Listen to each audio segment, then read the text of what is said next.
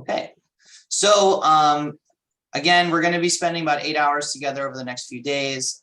The goal of our time together is to make sure that everyone leaves with an understanding of how to use the web tool for the EPS, has some level of comfort in Vensim, that's the program that we actually use to run the model, and that we're able to answer questions, and that folks have a handle for at least sort of at a high level what the model is doing under the hood in each sector.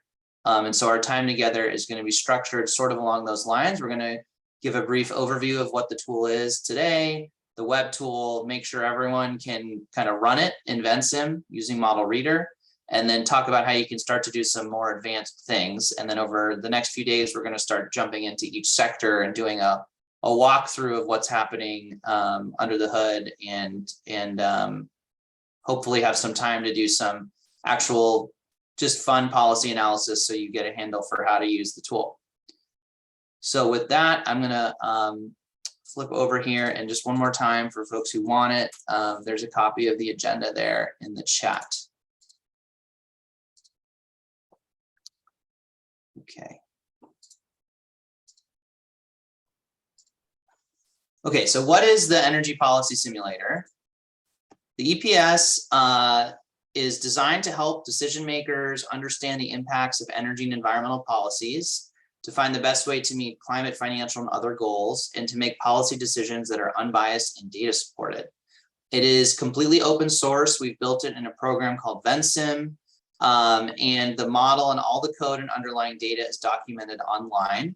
We also have a web tool, which we'll get into today, that produces lots of different outputs and lets users use the tool in real time and make and save scenarios. And using the tool, you can produce graphs like this one on the right, which is what we call our policy wedge diagram. This, for example, is a scenario for the US model where you have the black business as usual scenario on top and the green NDC scenario, a scenario that achieves the US 2030 NDC and gets deep reductions by 2050. And as you can see, the graph is then filled in with these colored wedges, each one of which corresponds to a policy we've modeled. And then each of those is color coded by sector. And so the tool can really give you quick, deep insight into which policies are driving the most emissions reductions and why. We've built a lot of the EPS models for different countries and regions. This is not comprehensive anymore. We've got a lot more than those are listed here, and we'll look some more at that in a bit. But we've done this a lot, and so we have a good feel on kind of what the model does well, what it doesn't do well, what data requirements there are, and so on. So the EPS is a little different from other models in that it's not designed to kind of optimize, for example, what carbon price hits a carbon budget.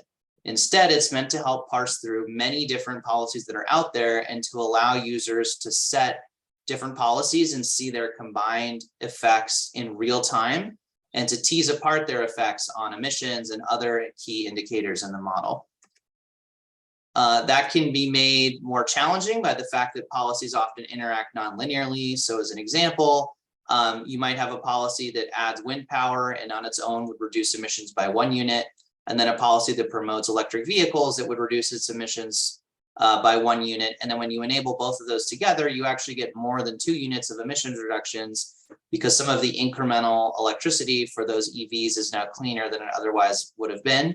And the opposite can also be true. So if you have a policy for wind power and a policy for building efficiency, you're probably going to get less than the sum of those individually because some of that incremental clean power is now being avoided by the efficiency policy. So to help understand questions like those and others, and to be able to put together all the different policies together, we built the EPS using a system dynamics framework, which lets us layer on many different policies and look at their combined effects on a whole bunch of things, of course, notably including emissions of different pollutants and cash flows. The EPS is somewhat unique in the way it's designed. So unlike many other models, the EPS does not try and estimate energy or service demand on its own. We rely heavily on other modeling that is focused on producing those estimates and feed it into the model. So for the US Energy Information Administration produces an annual energy outlook, and we use energy and service demand from that modeling and feed it into the model. And then we take things like elasticities, fuel prices, and so on from other models that we find out there to then form our business as usual scenario.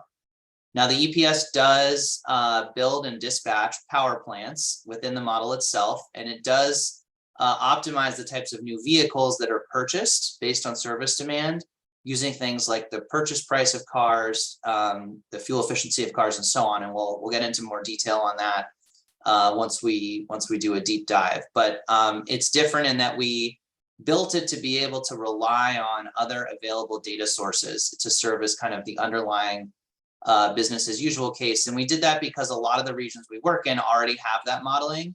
And we wanted to make sure that we could align it with, say, the regional or federal government's data, and then look at policy scenarios on top of that. Just to give an example, and again, we'll go into more detail on this, kind of how the model works.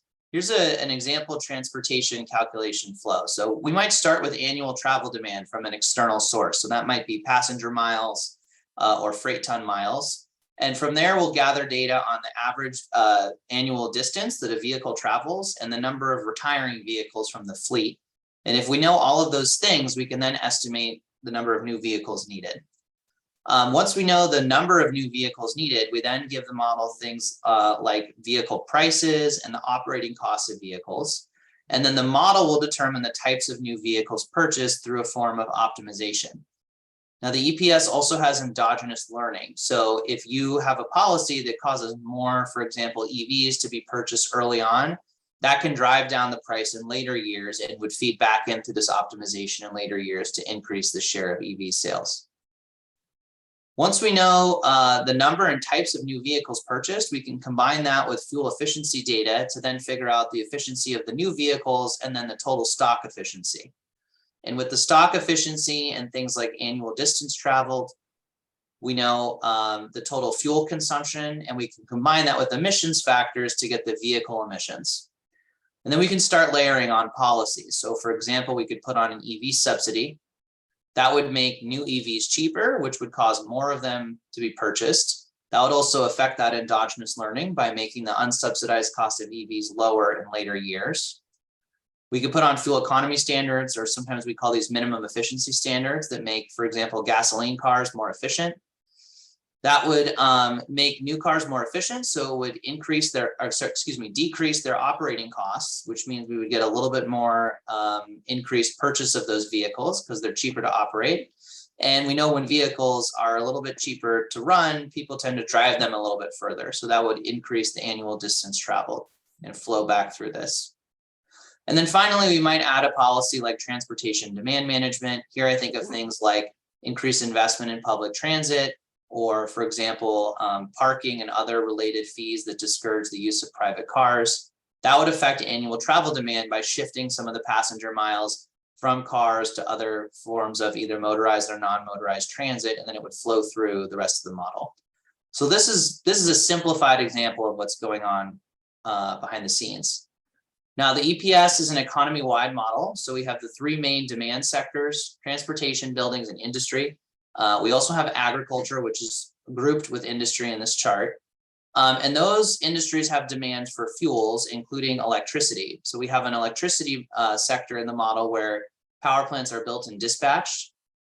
We also have a district heat and hydrogen model. So to the extent district heating is used and hydrogen, especially in our future decarbonization scenarios, the model tracks the supply of those fuels and associated emissions. We also have a carbon capture and sequestration module that allows for emissions of CO2 to be captured from energy and process-related emissions in industry and from the electricity sector. We have a fuels module, which is where we track things like fuel production, imports, exports, and prices. And we have a research and development module, which lets you simulate the impacts to deployment of different technologies with changes in efficiency or capital costs for new technologies. And finally, we have a land use sector, which is where we track emissions from land use change, and forestry. All of these different components of the model combine to produce many different outputs that we might be interested in. Perhaps the most important is pollutants. So the EPS tracks 12 different pollutants, 4 greenhouse gases, including CO2, methane, N2O, and F gases, 4 types of particulates, including black carbon, organic carbon, PM2.5, and PM10, and then 4 gases, which are SOx, NOx, VOCs, and carbon monoxide.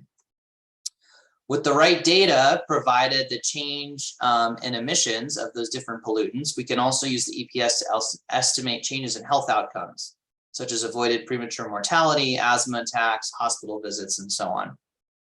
Now, the EPS also tracks cash flows, including changes in capital, operating, and fuel expenditures, as well as tax receipts. And it tracks who pays whom more or less in response to a policy. And there's also an embedded input-output model in the EPS, which we will go over in detail, that lets us take those changes in cash flows and estimate the resulting changes in jobs and GDP by sector in the model. We'll go into this more, but there's quite a bit of detail in the model. So at a high level, this is the detail in the building sector. We have 3 different building types and 6 different end uses, each one of which can use different fuels. We have 25 different industrial sectors separately broken out in the model. We have a whole bunch of different electricity technologies, and I'll note that we're going to go into detail on the electricity sector, and also that this is getting heavily updated in a forthcoming model update, and we'll talk a bit more about that when we get to the electricity sector later this week. This should say transportation, but we have lots of different types of vehicles in the model. We have 2 different modes, passenger and freight, 6 different vehicle types within each mode, and then up to 7 different types of vehicle technologies within each vehicle type. Obviously, not all of these are used for every vehicle type. So I'm going to skip over this now because we'll come back and spend some more time on the IO model. And just a note here that the model has been heavily reviewed with our different partners around the world, which includes national labs, universities, and global partners. Some of you will see your organization's names on here. And so we've really, done our best over the years to incorporate feedback and to build on all the great feedback from our partners to expand the capabilities of the tool. So I'm going to switch now over to the web tool.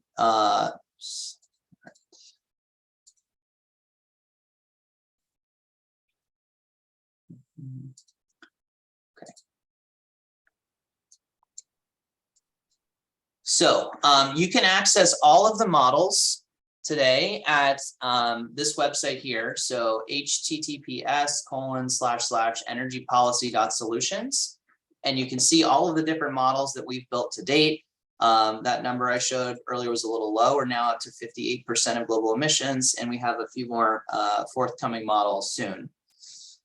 You can access any of these by just clicking either on the map or on the name itself. So we're gonna jump into the US model. I know there's folks from different regions on the call, but we're gonna do most of the training with the US model. So if I click on this, I get to the landing page, which is us.energypolicy.solutions. And this is actually running a version of this model on a server in real time. So when you access the model, you're actually interfacing with it. So I'm going to go ahead and hit enter simulator. And the first thing we see here is this chart on the right with this red line. This is our BAU, we're looking at emissions of CO2e, carbon dioxide equivalent. We're looking at the total, including land use. We're looking at it in million metric tons per year between 2020 and 2050. And what you see is this red line that says new scenario. And you see there's another item in the legend, business as usual, which is a black line. So that black line right now is right under this red line because we have not made any changes to our new scenario. So the new scenario is identical to the business as usual scenario.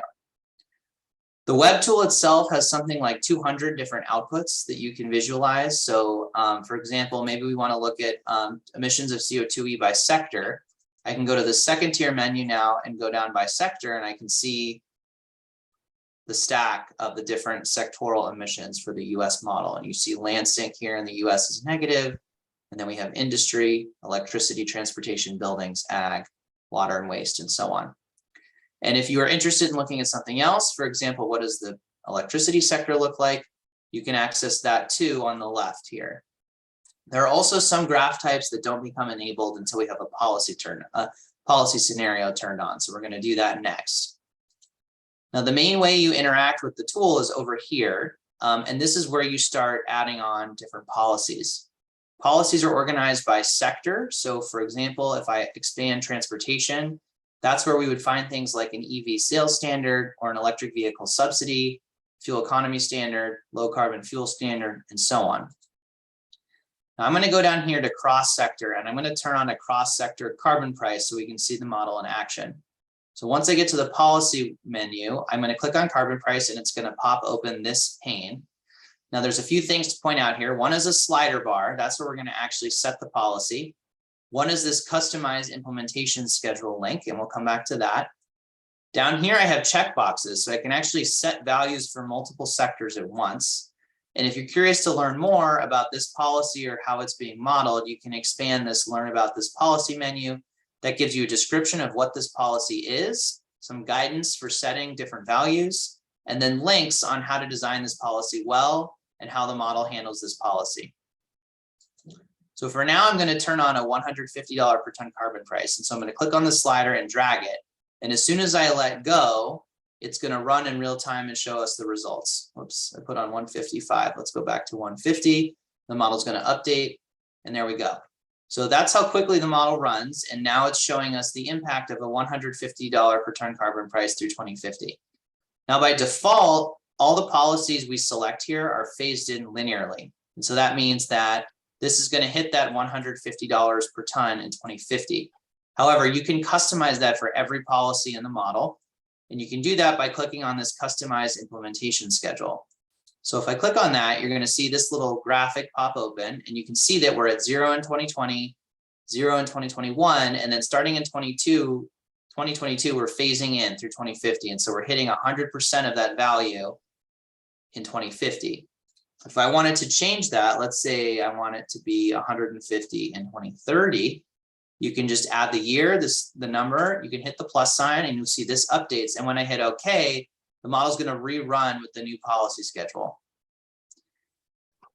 So you can start layering on a lot of policies this way. I'm going to hit OK, and now you'll see a few things. So one is you'll see carbon price now has a value next to it, $150.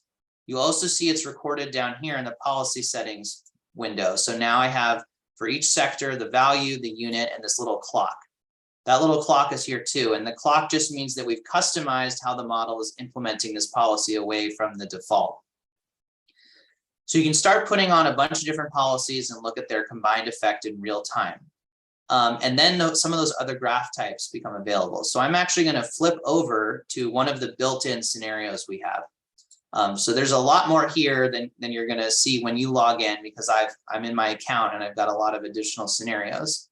But as an example, if I go to NDC pathway, that's a policy scenario that Energy Innovation made that looks at how the US can achieve its 2030 and 2050 emissions targets. So you see we're at the lower end of the trajectory in 2030, and then we're getting actually slightly below net zero in 2050.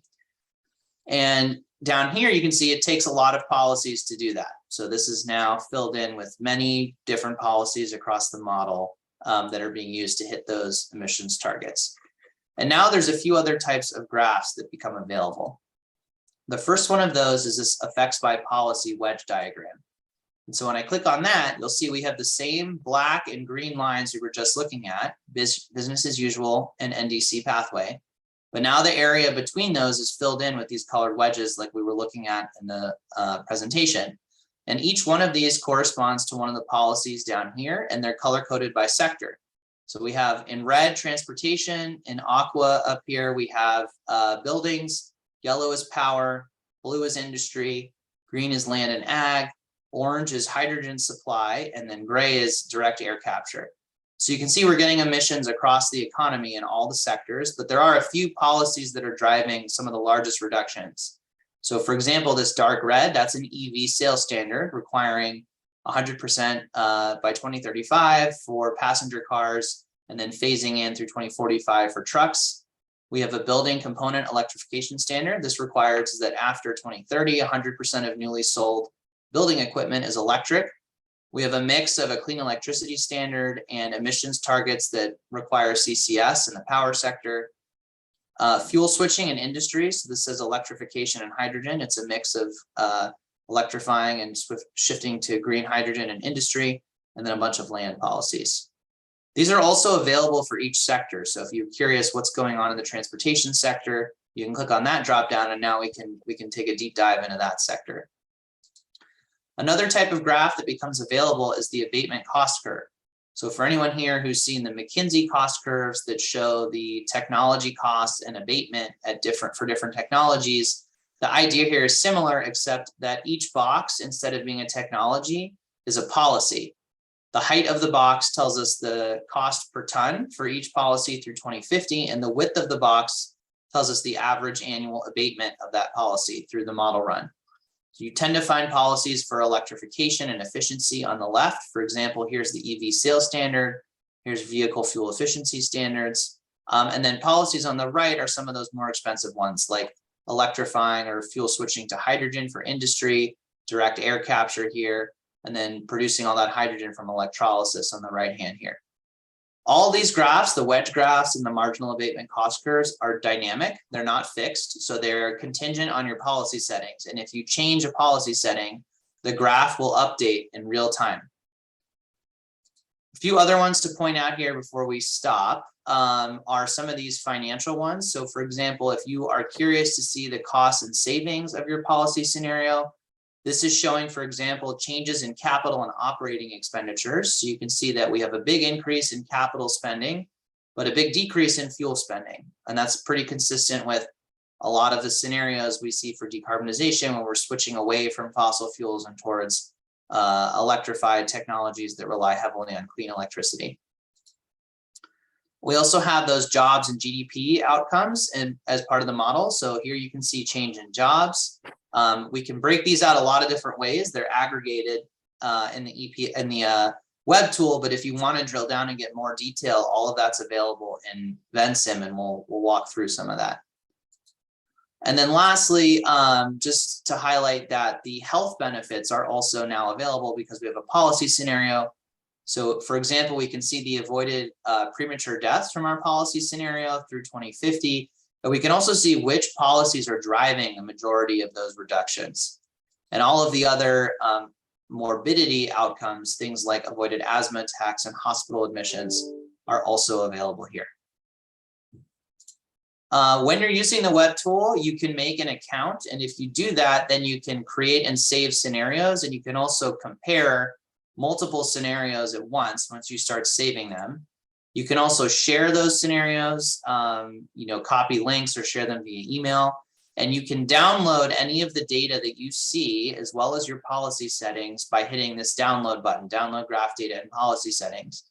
And we've configured this so that when you download it, it also produces the necessary files to be able to load it in Vensim. So you can create something online and then download it and put it into Vensim and tweak it from there. That's actually a very helpful practice because particularly the policy schedules are much easier to edit in the web tool than they are in Vensim itself. All right, so maybe just a couple minutes, if there's any questions on the web tool or anything else we've gone over, we'll spend 5 minutes on that now. Feel free to jump in if you have any questions.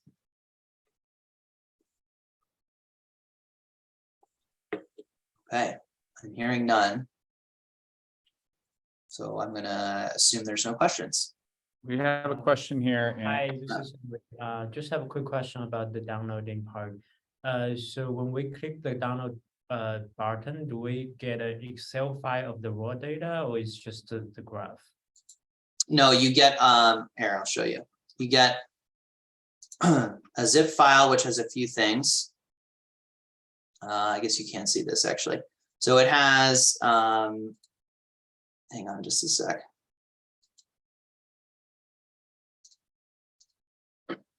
So it has a few things in here. It has a table of the graph that you have activated. So this is going to be a table of values with the CO2 emissions. It's got the policy implementation schedule. It's got your policy settings. That's what's in NDC pathway in a CSV file. But then it's also got a .cin file. And this is what the model reads, the Vensim model reads in terms of a policy scenario. And then you couple that, and we'll go over this. You couple that with the policy schedule values, which are specified here. So you actually don't get any graphics at all. You just get all data when you download this. Thank you. Sure. Any other questions?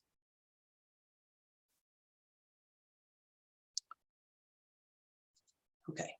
Let's go ahead and switch back here. Okay. So now we're going to turn to what is a system dynamics model? So actually, maybe I will, Travis, do you want to jump in with like your synopsis of what makes a system dynamics model a system dynamics model? I could, sure. So, but I'd also be happy to hear, I think you and Jeff and the team and Megan have, maybe applied it slightly differently than some of the things, but a system dynamics model is a model that typically is a very policy focused model. Is very applied, but the main thing is that it includes things like delays in the system, feedbacks in the system. So the endogenous learning would be an example of a feedback in the system. Stocks and flows would be a way to accumulate the delays. One important thing that the methodology of system dynamics would generally have is that it does not believe in perfect information, so that it's a much more behavioral approach to modeling. So that, for instance, it's not, you notice this model is not a true optimization model in the like an economics optimization sense. And so instead it would have a behavioral decision rules in the model, with policies phasing in over time. The policy tax here was over 30 years approximately. So it's those types of things. So that's feedbacks, behavioral, and tends to be one that would have a broad system boundaries. So those are some of the things that would be common among system dynamics models.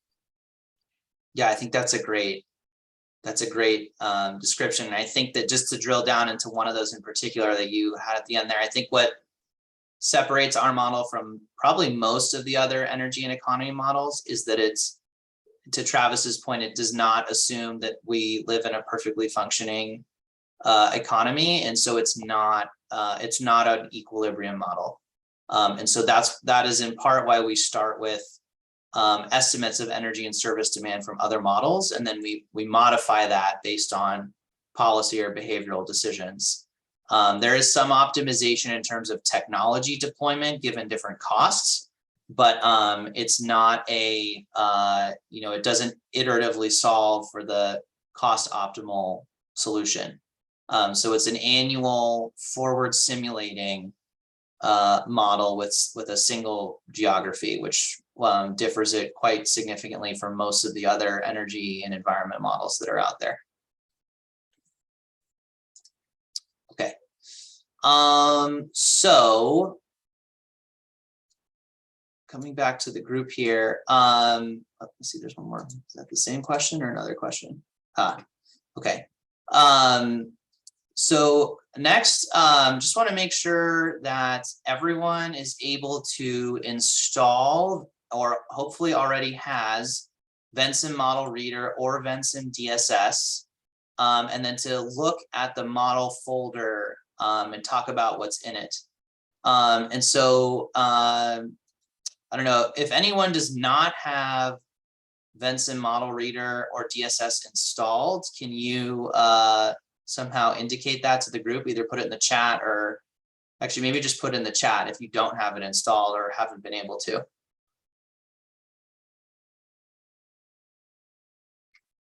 Okay. All right. So let me grab the link for you. You're gonna, okay. There's a few folks on there. I'm gonna just,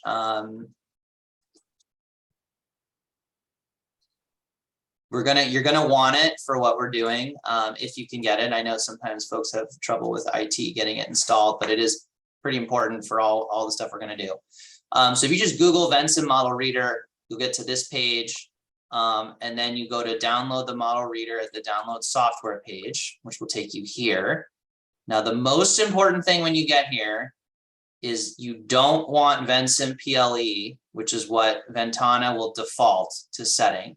You need to get model reader unless you have DSS. And if you have DSS, you probably already know that. You'll have to click this box for anti-spam, select your platform, and then what they do is they email you a code and you download it. This is completely free and you can run the model. You can update all the data if you want to make it for a new region. And you can run policy scenarios. You can do everything in here that you can do in DSS, except you cannot edit the model equations, and you can't use some of the more advanced features like command scripting or batch runs. But otherwise, this is a pretty amazing program for running existing models and being able to do the vast majority of what the paid version can do. So that's model reader. Let's take a minute to look at what the folder looks like. So the other thing we'll do here is, if you haven't already done it, please go download a copy of the US model. And you can do that by going to us.energypolicy.solutions, clicking on learn more. And then when you get here, right here, there's a thing that says download and installation instructions. Now you're not installing any software. This is just a folder with files in it. So hopefully you should be able to do that. If you need more instructions on how to get Vensim Model Reader, there's another nice summary here. And then you can just click on this to download the actual energy policy simulator itself. And I'm going to work from a clean copy. Did anyone have trouble downloading this, or were folks able to download it? All right. Okay.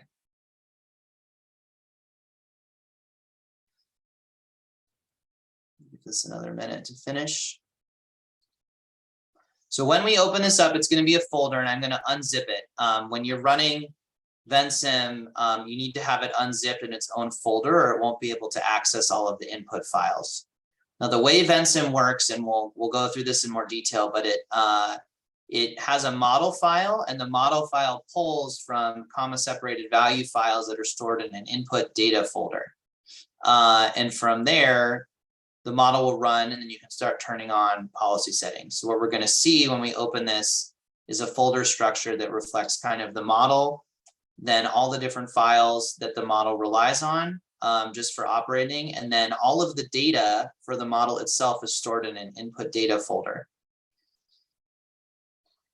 It's taking a long time to download. All right.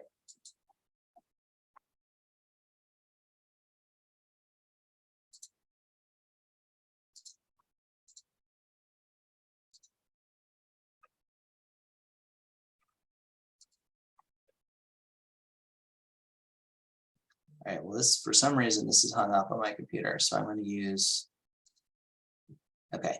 So when you download the model, you will get a folder that looks like this. So it'll be in a EPS US, whoops, actually, sorry, you all can't see what I'm looking at. All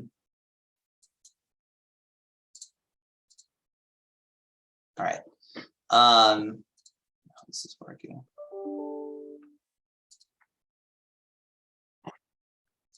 Okay, so you'll get a folder that looks like this, EPS US, and from there you can open this, and you won't have the .git, but you'll have most of what's in here. Now I have a few extra files in here from working on the model, but the most important things are you will have an input data folder. That's where all the input data from the model is stored. You will have these 4 things here. These are scripts that run in Python to do kind of automated batch runs. You need Vensim DSS to be able to run these. We'll talk about these at the very end of the training sessions this week.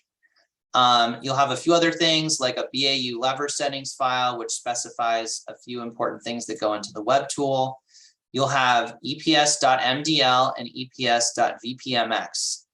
EPS.mdl is the version of the file that can be read by Vensim DSS, and EPS.vpmx is the version of the model that can be read by Model Reader.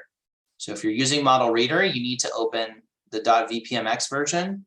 And if you're using the DSS version, you can open either, but you should consider opening the .mdl version.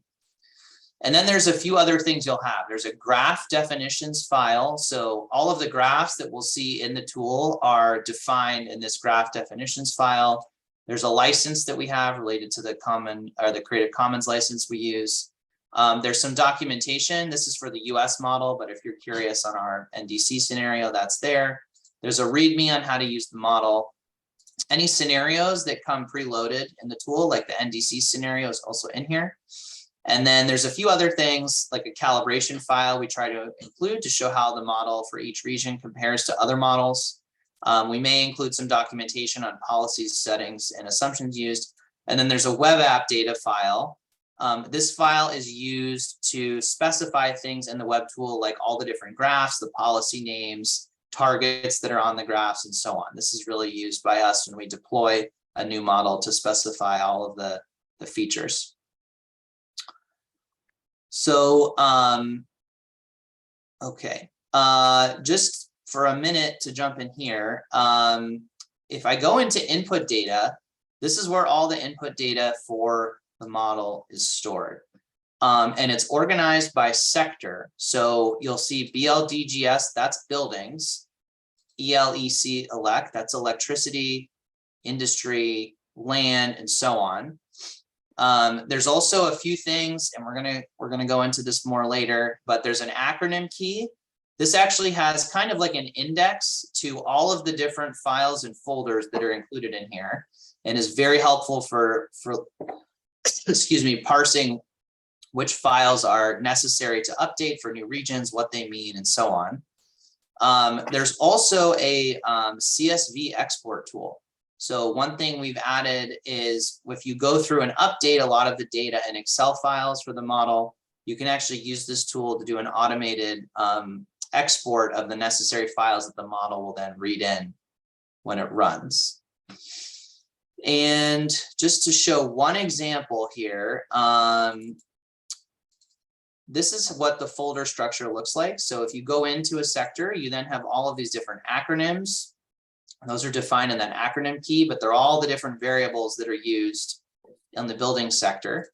And then if you go within there, what you'll see is there's always one file that's a .xlsx file, and then all the other files will be CSV files.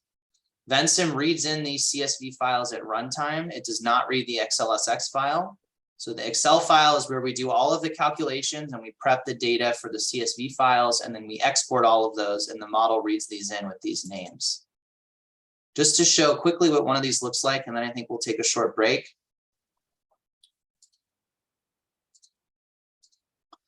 This is what one of the input data files for the model looks like. So all of these have a few things. They all have an about page where you can find the name of the acronym. We've gone through a lot of effort to document all of our sources that we use, including what we're using them for. And then you'll find important notes below that. Notes on, for example, how we've categorized things, assumptions we've made. Often there will be information on like if we had to split apart the data or we had to convert the currency year. We try and be really meticulous about documenting everything so that folks can see all of the assumption and sources we're making. Then we'll include a lot of the input data that we're using for this file. So for example, this is a file that has the energy use in buildings in our BAU case. So one key data source for us is the annual energy outlook 2021 table 4. And so you can see that table is residential sector key indicators and consumptions. We've just pasted this data in from the Energy Information Administration. And you can see there's a few different versions of tables in this document here. Then there's some other data we use in these other tabs. And then there's a calculations tab. The calculations tab is where we take all the data we've put in here and we convert it into the format needed by the model, meaning both the energy units. So the model works in BTUs, for example, and also into the structure. So that means that we have those 3 building types and 6 end uses in buildings. So you see urban residential heating, urban residential cooling, lighting, appliances, other. Envelope doesn't have any energy use, which is why it's omitted here. We do all the calculations on this sheet, and then we feed them into each of these blue tabs. Now the blue tabs are what get exported and what the model reads in when we're running it. And the key thing to remember here is that when you're updating data for the model, the format of the data on the blue tabs needs to match what's already in there. And that means that it needs to match the units. So if you're going to do something on energy, it must be in BTUs. It must have the same data structure. So you can have zeros, for example, but you can't change the fuel types in here. And one thing to note is just, we highly recommend keeping it in scientific notation. Vensim is great at a lot of things, but it's bad at a few things, one of which is parsing, for example, commas. And if you include commas in here, it will cause Vensim to crash. So definitely suggest keeping everything the same, but just referencing different data for the calculations. And then when you're done, you save it, and you can use the CSV export tool to automate the export of each of these blue tabs. So you don't have to do it by hand. So that's just a quick look at what one of these files looks like. And we'll dig into this some more as we go through each of the sectors and some of the key data inputs for each of the sectors.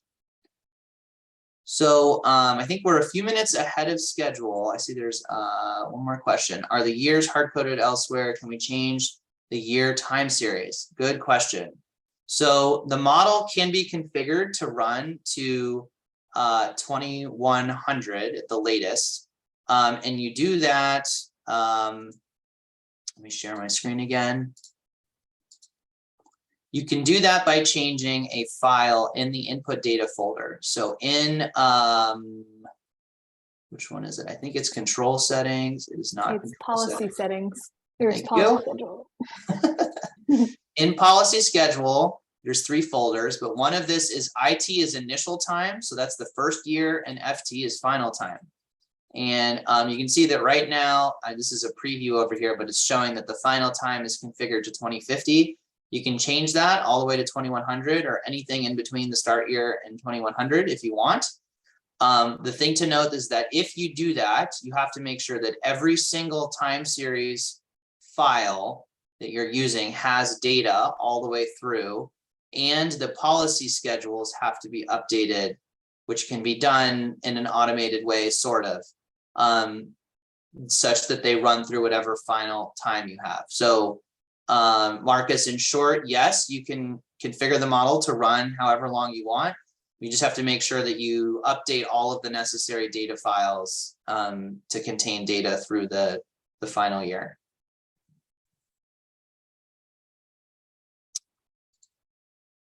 Great. Okay. Let's pause here and take a few minutes break and come back in 6 minutes at 2 p.m. Eastern. So see everyone back here in now 5 minutes.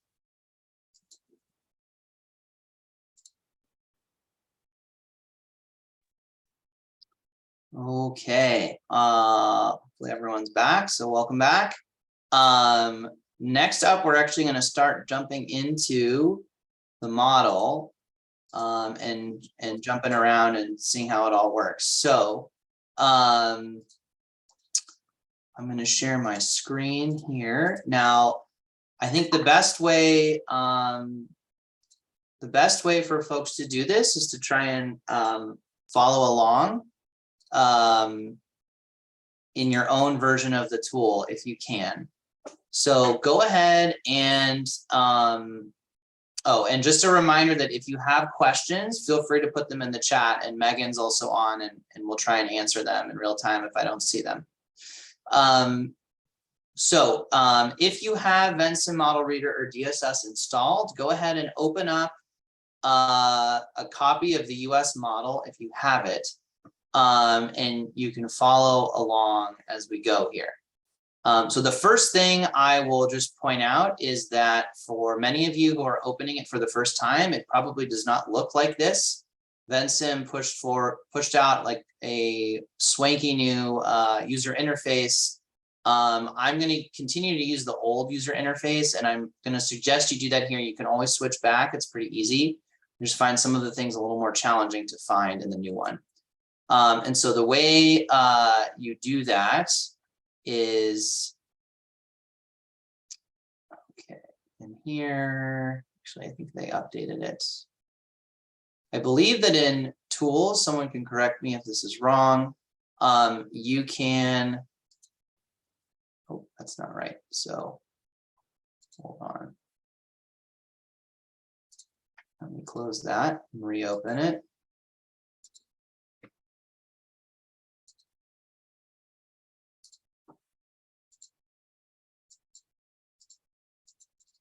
That caused my Vensim to crash.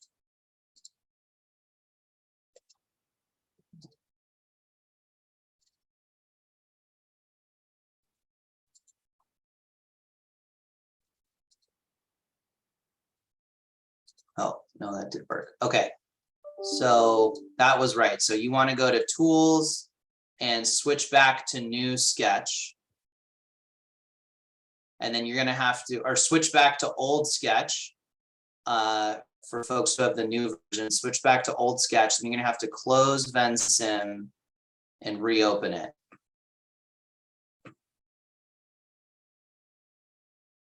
When you do that,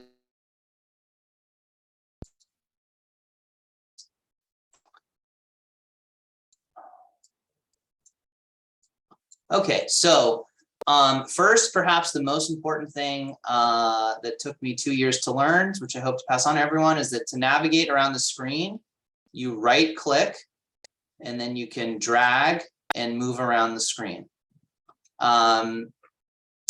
All of these things here, these icons, can be customized to different sizes if they're too small or too big on your screen. The other thing is you can navigate between sheets, kind of like tabs in Excel. You navigate between different sheets down here on the bottom left. So everyone who's opening the Energy Policy Simulator should see something that says Structural Overview. And if you click on that, you'll see it pops open this list, and these are all the different sheets in the model. So right now we're on Structural Overview, but there's Policy Control Center, Control Settings. Then for many of the sectors, there's 3 different sheets, and we'll talk about those. And then all the way down on through this debugging assistance. And this is kind of how you navigate between sheets.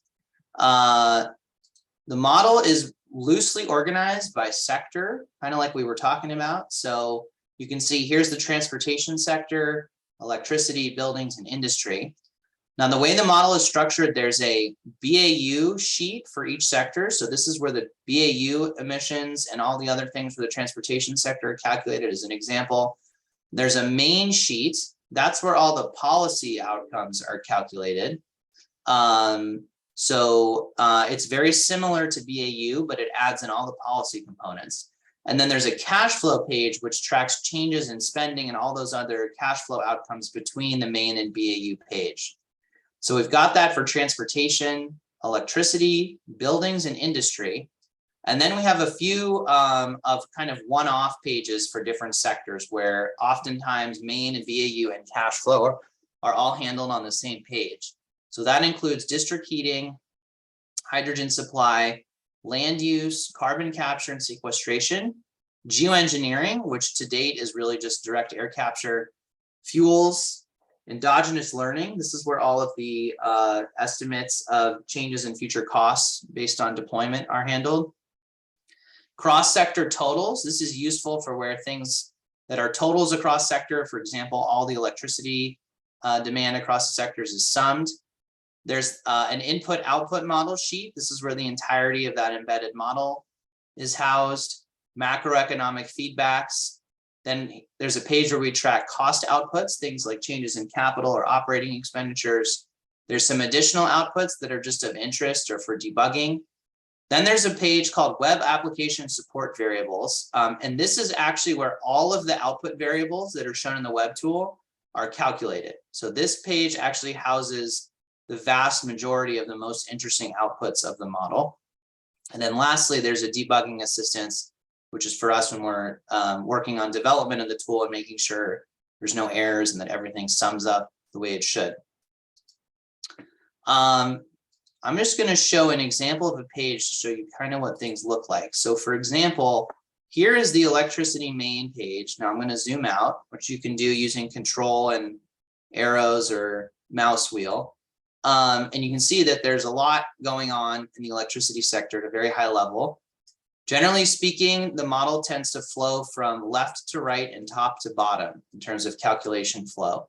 So as an example, the top left here is where we determine the energy need, the electricity demand in the electricity sector. And then that flows left to right and top to bottom, all the way down here to where we get total electricity generation and emissions. And then we have some extra outputs.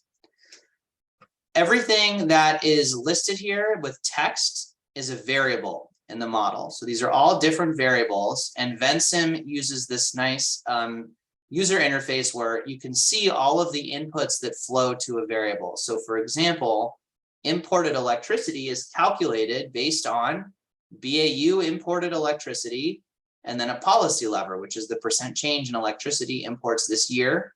That is what is used to calculate imported electricity. So we get this nice flow diagram, and you can always see all of the inputs going into a variable. If you're curious and you need to trace down or something's happening, track down or trace it, you can do that conveniently using the arrows.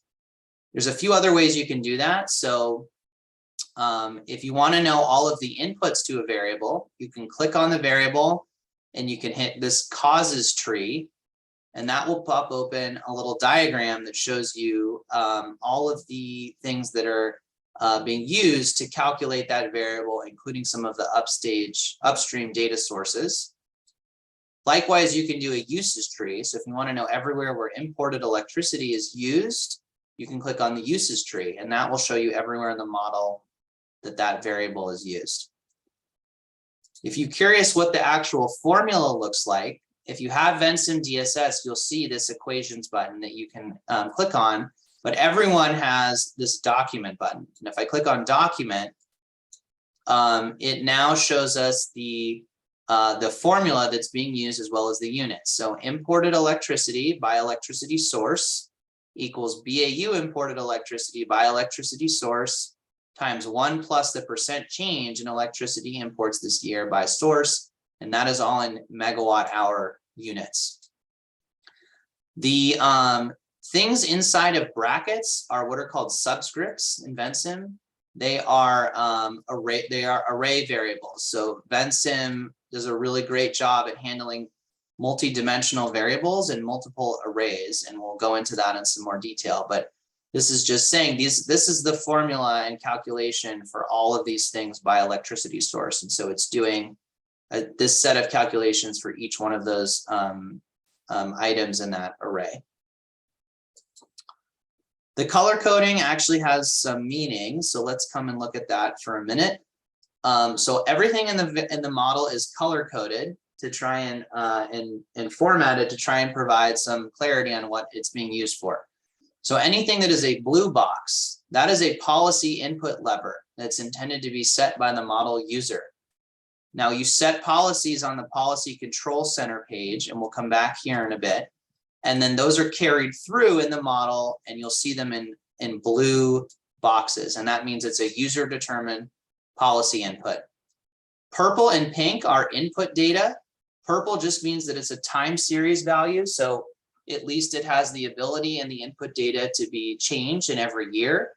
Pink is a time invariant input data. So a good example of this is like an elasticity value or a global warming potential value, where the value doesn't change over time. It's just a constant. Light green, these are variables with data entered in Vensim that apply to all countries. Generally speaking, people shouldn't be editing these. Orange are calculated output values of particular interest. They might be of interest because they are used elsewhere in the model or because they're an important output of the model. For example, in the electricity page, we were looking at electricity dispatched by source is orange because it's probably of interest what types of electricity are being generated. Yellow, these are usually just notes and reminders throughout the model. Our developers have tried to document and add comments throughout the model to try and explain certain sets of calculations and data flow. And then green are control settings. There's a control settings tab where these can be edited. But these are used to customize model behavior for different countries or projects. So they're used in select circumstances. And then there's a few other things here. So white with no border, that's just kind of a typical variable. So ordinary value calculated fresh in each time step. White and black borders. So this indicates a level or state variable. Another way of calling this is a stock variable, whose calculated value is remembered and changes via inflows and outflows. So this is kind of the traditional system dynamics type of stock and flow variable. Text that has inequality signs and is usually gray is something called a shadow variable. That just means that the variable itself is calculated elsewhere in the model, but then it's used again on this page. So for example, we might calculate electricity dispatch in the electricity module, but we might use that data to calculate changes in electricity prices, for example, in a different part of the model. And that will reference back to the originally calculated value through this bracketed shadow variable. Italic text is also another way of indicating that a variable is defined or used in another section of the model. So very frequently you will see these things combined, especially if you're looking at different sheets in the model where you'll actually have italic gray text with these brackets, and that means it's a shadow variable calculated elsewhere. And then finally, we have some light gray variables, which are intermediate results, or as Jeff has noted, a variable used 2 or more places in the same section of the model and kind of an intermediate result used elsewhere. This graph should look familiar, or this figure should look familiar. This is like the, in the presentation, this is the general structure of the model. Okay, so the main way you would interact with Vensim is you would start here in the policy control center. And this is where all of the policies in the models are housed. So some of the things we saw in the web tool, like carbon pricing, that's right here, additional carbon tax rate. An EV standard, that's specified here, additional minimum required EV sales percentage. These are also organized by sector. And then as you can see here, anything with this pink box with the black S in it means it's a subscripted value. That means you can set the policy value for multiple elements within there. And I'll show an example of what that looks like in a second. And then there's some helpful figures on this page just for quickly kind of assessing outputs. So for example, we have emissions by sector, the total, we have some of the financial metrics and things like changes in jobs, and then electricity generation, and deployment, and then some of the vehicle things. These are the graphs that we tend to find ourselves looking at the most. So there are some of these on the policy control center page. There's a few different ways to run Vensim. So you can run it by using simulate. If I run it using simulate and I click it, it's going to do one. Oh, it's got another file open. 1 second here. Let's just do that. Okay. So you have to give your simulation result a name, and you click simulate, and then it's going to run it once. And there you go. You've got your scenario. So if you want to use it this way, oftentimes what you want to do is use the sim setup or sim control to load a policy scenario in. So for example, I'm going to call this my NDC scenario, and I'm going to load changes from my NDC scenario that's in the folder. I'm going to set it. And then if I hit simulate once, it's going to read in the policy scenario changes and run it. And now if I go down here, you'll see I have the BAU red line, and then I have my policy line in blue. So that's one way to do it. And this can be helpful if you want to load in multiple results at once and compare them all at the same time.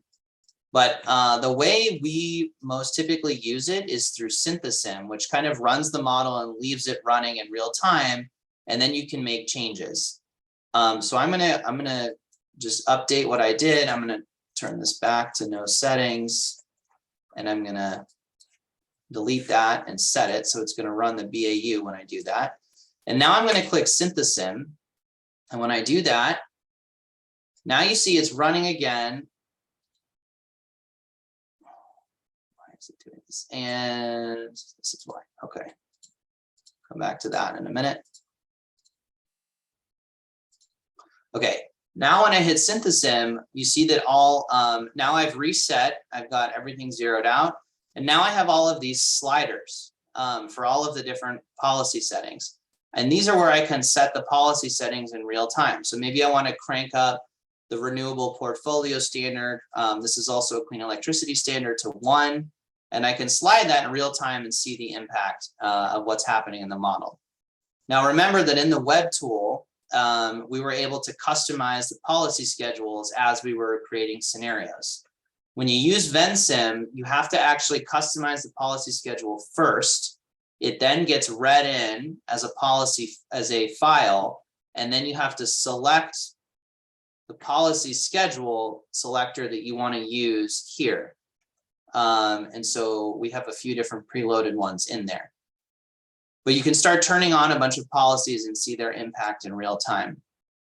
Now, the other thing I want to point out is for the variables that are subscripted, you have to do more than just click on the slider, because the slider will just set the value for the very first thing that's subscripted. And so, for example, if I click on the little bar next to the slider with the arrow in it, that pops open this menu, which is the slider control. And what you can see is that if I just do the slider bar, it's just going to set the value for passenger LDVs. Now I can change this by clicking this drop-down menu, and I can set it for a different element like freight LDVs. But a better way to do it is to click on this ED, which stands for edit. And when I do that, another menu pops open. And now I can set the values for as many different elements in the subscripted arrays as I want at once. So maybe I want to set this to 1 for passenger light duty vehicles, passenger heavy duty vehicles, freight light duty vehicles, and freight heavy duty vehicles. So I can do it for all of them, hit close, hit OK. And now I've been able to set it for multiple different elements in those arrays at once. And so that's how you can really start to go through here and add a bunch of scenarios quickly. Now, let's say you've gone through this, you've got your policy scenario that you want, and you're ready to save it so you don't lose it. So you want to go ahead and hit Save Changes, and you can name it whatever you want, and it's going to save it as a .cin file. But a .cin file is really just a text file that has the name of the policy and the policy value. So I'm going to go ahead and save this as just as example. And then let's take a look at what that looks like in a text reader. So I'm going to flip over. Okay. So I opened up example.cin, and this is the policy file that we just made. So here are the 4 policy settings I chose, and I chose values of 1, passenger LDVs, passenger HDVs, freight LDVs, and freight HDVs. And then previously I had changed the policy implementation schedule selector to number 2. So when you download a file that you make in the web tool, you're downloading the CIN that's associated with it that looks just like this. And so the model can read it and load it in once you customize the policy schedule. Okay. Now, we've got our model running, and we've got our scenario loaded, and I have a few nice graphs here, but maybe I want to go look at something else. So maybe I'm really curious to see what my sales shares of different types of vehicles looks like. Well, to do that, one of the ways I can do that is to go to the transportation sector and actually look at the variables that are being calculated. So if I go to transportation main, this is where all the transportation things are being calculated. And I'm going to scroll over. Okay, and now I've got gray. So this is an intermediate thing of interest. And it's got new vehicles. So there's a few different ways you can kind of visualize variables. One is to click on it and just hit table. And if you do that, it's going to give you all the values, the actual values here for each of them. So I can see that in my new policy scenario in 2030, I've got 15 million battery electric vehicles being sold and 7.5 million gasoline gasoline passenger cars. And I can visualize all of that there. That's helpful, but sometimes I might just want to look at a graph. I kind of want to see like, what does the crossover point look like there? And so you can do that by clicking on graph. Now I'm going to click on graph and it's going to be a little overwhelming because there's going to be a lot on there. But the two big ones you see are passenger electric cars. So that's blue, and then green is gasoline cars. Okay. And then there's a lot more down here. These are all of the other types of vehicles. They're just so small relative to the sale of passenger cars that they're not visible on the graph. And so you can load a graph for any variable in the model that you're curious about. All right, so a couple other things here. Let's say, so I guess one just housekeeping thing here. Everyone should, if you haven't done it, right click on table and make sure that under appearance number format, you have scientific selected instead of pretty.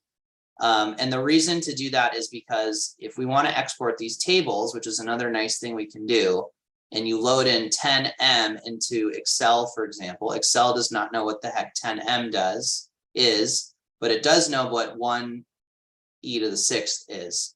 So we want to keep it in scientific format so that when we export things from Vensim, we can load it into a program that can read the data and help us then graph it. So maybe I want the data in Excel, so I just go ahead and click table, and from here you can Control A to highlight all and just copy and paste it. You can save it, which will save it as I think a TSV or a CSV file. There's a lot of things you can do, but you can very easily export any of the data in the model by just clicking on the variable and then clicking on table, and then you can export it from there. Okay, the last thing here before we pause for a couple minutes is just to show that basically all of the interesting outputs are on this web application support variables tab. And there's a couple important things to note here. So one is that internally in the model can run in any set of units you want. For energy, we use BTUs, and we do that pretty consistently. By default for the US model, the model runs internally in 2012 dollars. And the reason it does that is that there's a handful of data sources we use that are pegged to that year. And so over time, we've just continued using that. So internally, if you pull open a variable, it will, and its dollar value, it will be telling you 2012 dollars. However, on this page, everything in the model is converted from internal units to external units. And so, for example, total CO2e emissions here is in grams of CO2e. But before we convert it to an output unit that we then use in the web tool, we convert it. So we have a large mass output unit because some countries have different ones than others. But you can see that right now this says 1T, which is 1 trillion. So this is converting from grams to million metric tons. And so anything that has output at the front of its name means it's been converted to a final unit. That's important for emissions values. It's also really important for currency values because we often will convert to local currency, or minimally we can convert to the most recent currency year. And so, for example, all of the currency conversions are here in these OCCF things. And this is basically saying, this is where we convert from 2012 dollars, then we divide by this value 0.8871 in the US model to then convert to the most recent year of dollars. We can also convert to other types of energy units. For example, in China, tons of coal equivalent is very common. In other countries, they use terajoules. or barrels of oil equivalent. All of that can be specified in the input data so that when we convert to the final output units, we can convert to whatever units we want. Alrighty, the last thing here I'll just mention is we looked at the policy control center. There's also control settings. These are things that can be configured differently. They're not really policies, but they affect the configuration of the results. For example, maybe for your inventory, you actually want to use 20-year global warming potential values, not 100-year. So you can just toggle that on with a 1, and that will switch to 20-year values. In the US, a lot of states include imported electricity emissions as part of their inventory. So for example, there is a Boolean here, include emissions from imported electricity. And if I toggle that to 1, that will add imported electricity emissions to the electricity sector totals. So these are just some examples. We'll get into some of these other ones more, like the government revenue accounting. I believe that mostly covers kind of how to use Vensim at a very high level. So I'm going to pause, and we have a couple minutes for any questions anyone might have before we go on to the next section. Feel free to just jump in with questions if you have them, or if not, we'll. Hi, this is Sam. I have a question about the subscript. What does it mean to have the subscript next to the slide bars? What is it? Sorry, hard to hear you. What does it mean to what? The pink S. Yeah. So I think it's just a explanation of the pink S. Okay. Yeah, so the pink S means the policy can be set for multiple different things in that policy setting. So for example, we actually have, you can set a carbon price by sector, but you have to tell it which sectors you want to apply the price to. So if I click on this arrow, see how it's highlighted gray now. If I click on the arrow, it pops open this window, and then you can see that I can set it separately for all the different sectors here. If I didn't do that and I just used the slider, it's just going to set it for the very first thing, which is the transportation sector. So usually what we do is we click on this, and then if you actually click on this edit button, it gives you, I hope people can see this. I don't, sometimes Zoom's a little weird. You actually can set it for each of the different sectors, but you can set it at the same time by just clicking on these and setting them and then closing it. So it just means there's, instead of it being one policy, it means there's multiple policies kind of housed in that policy lever. Thank you. And another question is about Vensim. I feel like when we are using the simulator website, we could maneuver to some extent. And what would be the difference between using the website and the Vensim for variables? Yeah, so you can probably do like 80 to 90% of what you want to do in the web tool. And we encourage people to use the web tool as much as possible. But sometimes it will be difficult to do that, particularly if you're interested in outputs that aren't available in the web tool. And so, for example, if you want to know what the change in jobs is, not just for kind of 3 larger industries, but you want to know what does it look like for each industry, you have to go into Vensim to do that because we don't have it enabled in the web tool. And now you can pull apart, now you can see in a lot more detail each of these things that's an ISIC code is a different industry in the model. So you can get a lot more detail in the model than you can in the web tool. And to some extent, you can customize things more. If you're going to be doing policy analysis and you want to use the command scripts, or you want to do Monte Carlo, all of those things you have to do in the web tool itself. The other thing, sorry, in Vensim itself. The other nice thing is if you have Vensim DSS and let's say you produce a policy scenario and you want to look at 30 different outputs, you know, you want to know the costs, the change in emissions of all the different pollutants, and all these other things. In the web tool, you'd have to go one at a time to each graph.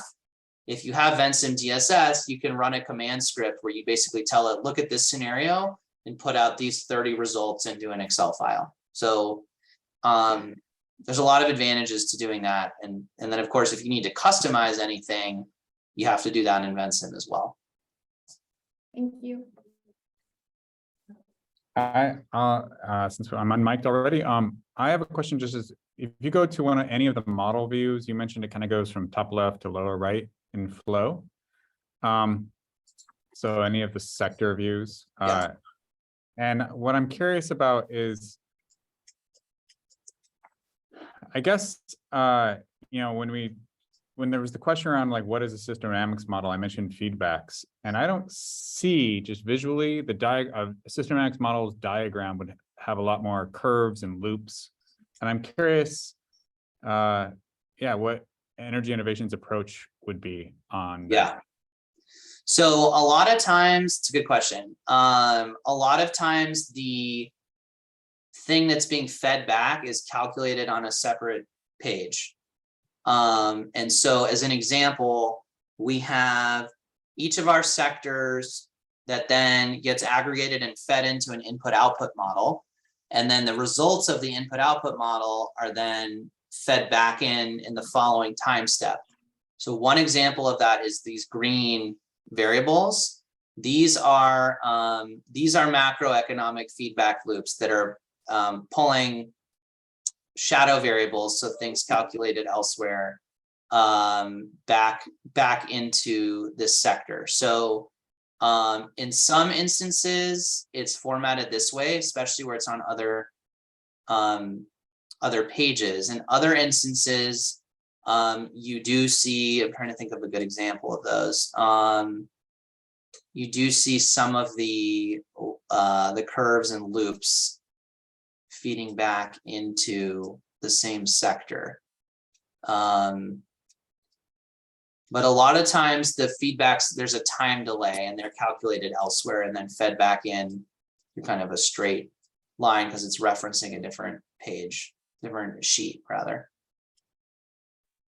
So, I mean, just having not spent too much time with the model, I'm finding that sense of things, the how the variables are kind of fed back through, you know, continuous time, the hardest part. And maybe it's the fact that there's a delay, and I've seen some of the, you know, I looked at some of the equations and whatnot. But so will we go into how the input-output model and the, you know, the Vensim model are linked at a later date in the agenda?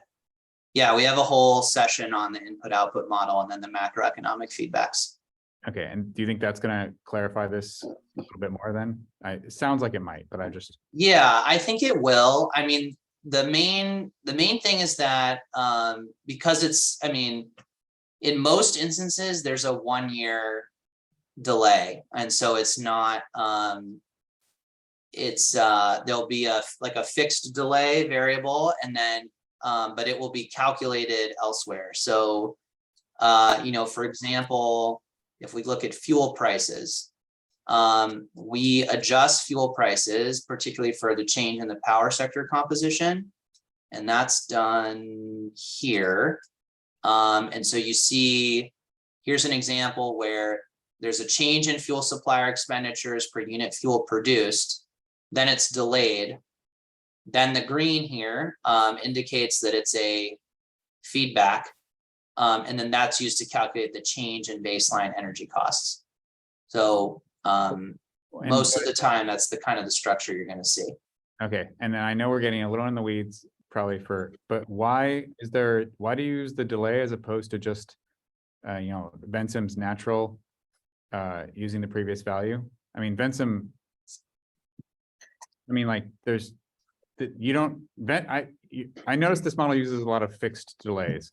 And I'm wondering if and a lot of models will just, you know, there's a time step built into Vensim already. Oh, yes, but that's only usually for stock and flow variables, right? I mean, it works for everything as long as there's one stock in a loop. You don't need to have Yeah, so I mean, a lot of our things don't have we don't have actually a ton of stocks in the model. We have stocks for the total power plant, total set of power plants, and then, for example, the total vehicle fleet. But usually in the way that Jeff has developed it, what would happen is we would have we'd have a set of simultaneous equations. So if you're trying to compute the change in electricity cost, and that's changing demand for electricity in the building sector, that's then flowing into the total amount of electricity, which then would flow into what would be produced and generated. And so we would run into simultaneous equations. So it may be a product of the fact that we actually don't extensively use stock and flow variables, though we have them in the model. And so supplementing that is the use of a lot of fixed delays. Probably a good question for Jeff, perhaps offline. No, thank you. That's Yeah. that gets me started. Thanks. Yeah, sure. Okay, I'm going to stop and turn it over to Megan. And Megan's going to lead us through some of the more advanced analysis, including a discussion of subscripting, policy schedules, and then kind of how we go about designing a policy scenario to hit a target. And then from there, we'll talk about adapting it to a new country, and that will take us through the end of the day today. So Megan, over to you. Great. All right, and if you're following along in the agenda, there are a few activities that we've scheduled in here. I'm going to see if we can kind of lump them together and do one activity, time permitting, if I get through some of this stuff, but just wanted to highlight that for those wondering about that piece. Let me share my screen and bring up Vensim. So we've talked a little bit about subscripts so far. Again, those are those different arrays or components where you can see here, you can set this policy for multiple subscripts. Subscripts, if you're looking at variable names in Vensim, the subscripts are going to show up within these brackets at the end of the variable name. And within a given variable, you can have multiple subscripts. So you can see here, this says passenger, LDVs for light duty vehicles, passenger heavy duty vehicles, and so on. So this is subscripted by transportation mode. So we have passenger and freight vehicles, and also by vehicle type. So we have 6 different vehicle types: LDVs, HDVs, aircraft, rail, ships, and motorbike. You can actually see a list of all those different subscripts, which you can think of as the level of detail or disaggregation we have in the model, by clicking on this subscripts button up here in the top right of the toolbar. So for example, we were just looking at a variable that was subscripted by vehicle type, and this lists all 6 vehicle types in the model.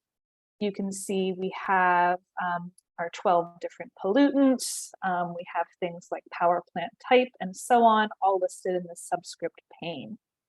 One thing that I have found very useful navigating around Vensim is that if you're looking to export data or bring up a graph like Robbie was showing earlier, you can toggle on which subscripts actually display here in this tab. So let's say I want to bring up a graph of vehicle sales like Robbie did earlier, but I only want to show it for heavy duty vehicles. And you could see before it was kind of hard to see the lines for that graph because they were so far below the light duty vehicle values. I can unselect all of these and then reselect, I just want HDVs. Then I'm going to close out of this. I'm going to go back to my vehicle sales variable. And this is one other trick. If you are navigating around Vensim and you start to know it well, so you know some of the variable names, I know I'm looking for vehicle sale, or sorry, new vehicles. I'm going to do Control F, search for new vehicles, hit OK. The model is going to bring me right to the new vehicles variable. I'm going to hit graph. And now you can see, there we go. I'm only graphing the heavy duty vehicles here. So I was able to select that from my subscript pane. So I'm gonna reselect these so that everything is selected. So we've looked at how already we can set policies, setting values for different subscripts by clicking into these slider bars if I'm in synthesim mode and select the given subscript I want. But a little bit more just about how subscripts are used in the calculation flow of the model.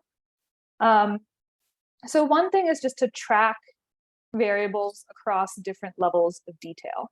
So a lot of our input data, you will specify values for different subscripts. So for example, I toggled over to the building sector. You can see if I bring up the table here for this purple time series input variable, that I am reading in input data across 3 different subscripts. The building type, so we have 3 different building types. Across building fuel, we track, I think, 10 different fuels like electricity and gas and coal in the building sector. And then across building components, so that's things like heating, cooling, lighting, and appliances, etc.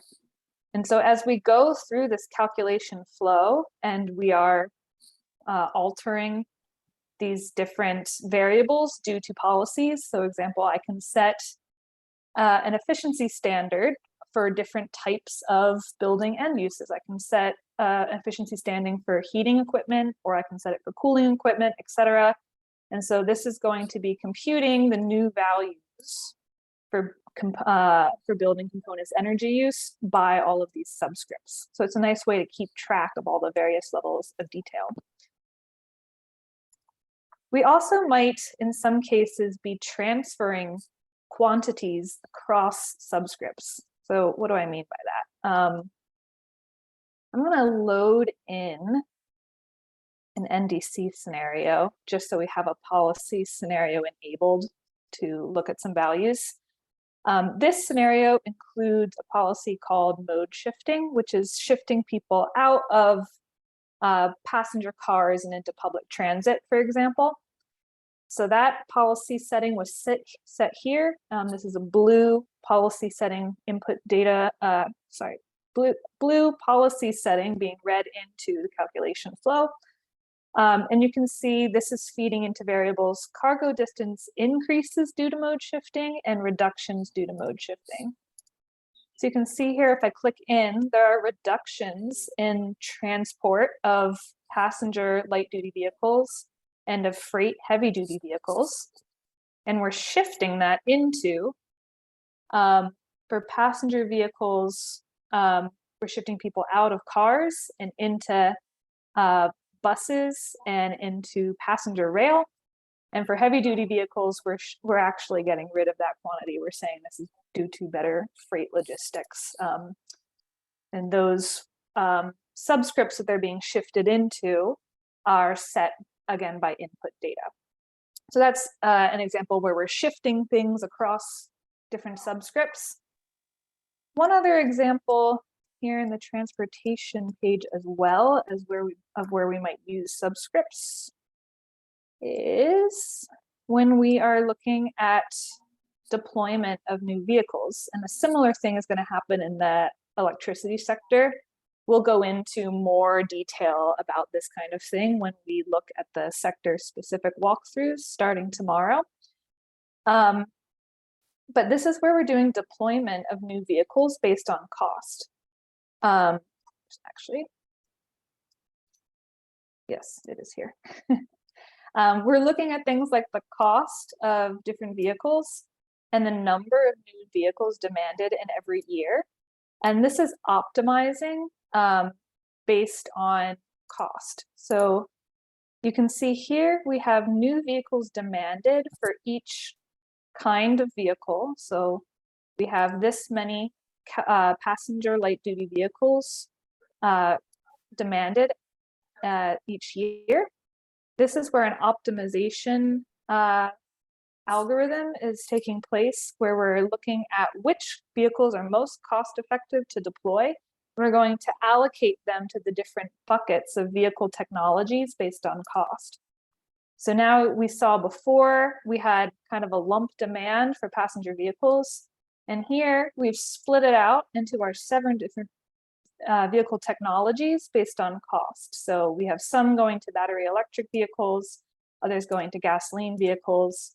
And as the model run goes on, you have more and more electric vehicles being deployed. All right, that is a brief overview of some of how the subscripts are used in the model. Going back to our policy control center page, we've now talked about setting values for different policy levers, how you would do that for subscripted variables, but we've only touched on the policy implementation schedule. So that is over here and it's highlighted in green, implementation schedule selector. You can select any value between 1 and 9. 1 is the default. We have 1 set up to be every policy you put on is phased in linearly from starting from 0 in the current year to the maximum value in 2050. So if I set a carbon tax of $200 per ton, it's going to start at $0 in 2021 and reach $200 in the year 2050.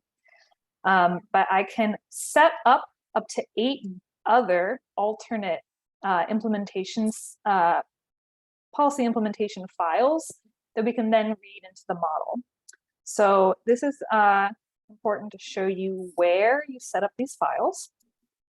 So if I go back to my model download folder, I'm going to go into input data, then to policy schedule, then to this acronym, which we just call FOPIDI.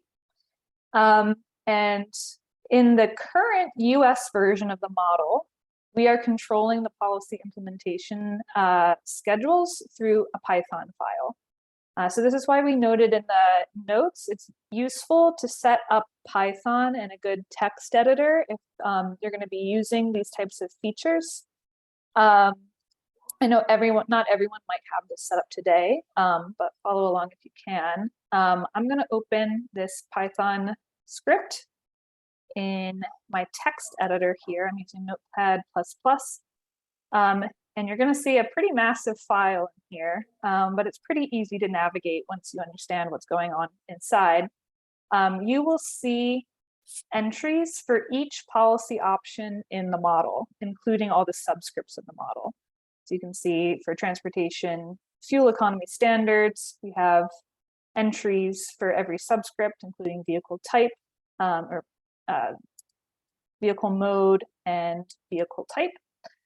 And so on all the way down to kind of organized by sector. Schedule 1, as I mentioned, is the default. So it's values of 0 for 2020 and 2021, and then it starts phasing in linearly through the intervening years. And that's denoted by a 0 in the year 2021 and a value of 1 for the year 2050. Now, if I wanted the default in Schedule 1 to actually be ramping up to 100% of my policy setting by 2030 instead of 2050, I can edit the text here and say, okay, in the year 2030, I want a value of 1. Keep with the formatting here, comma, and then you have to also include a value for the final year, otherwise Vensim will get tripped up. So I'm going to continue that that's also 100% of my policy setting from the years 2030 through 2050. Now I probably don't want to change the defaults here. If I'm setting up a new scenario, what I probably want to do is set up a new policy implementation number. So in that slider, I could set values between 1 and 9. I just want to create a new policy implementation schedule that I can load in. I already have a couple defaults here due to the default scenarios that we have in the US version. So you can see Schedule 2, that's what we use in our NDC scenario. We also have another example policy that's preloaded, which uses schedule number 3. So let's say I just want to create a totally new schedule. So I'm going to use the schedule number 4. So I'm just going to set something up, put in my schedule 4. And let's say, I'm just going to grab this from up there. I'm going to use my example of ramping up by 2030 here. So now what I can do is save this, run the Python script, and then it will automatically export new files, including a new file for my schedule 4.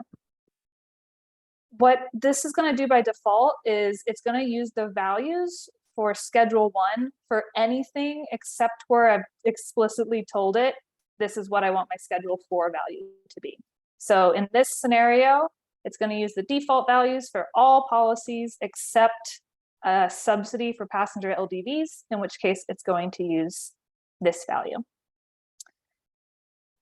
I'm just going to run my Python script here. For those of you that have Python, you can set it up to just run your file by double clicking on the file in the directory, or you can run it through the command prompt like I just did here.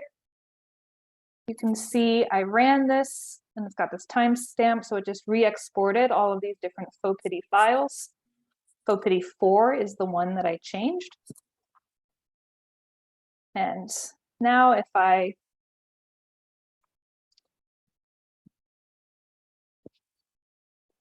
go and I set a new policy and I put on a EV subsidy for passenger vehicles and drag this to 4, it's going to use the implementation that I just set up in the Python file.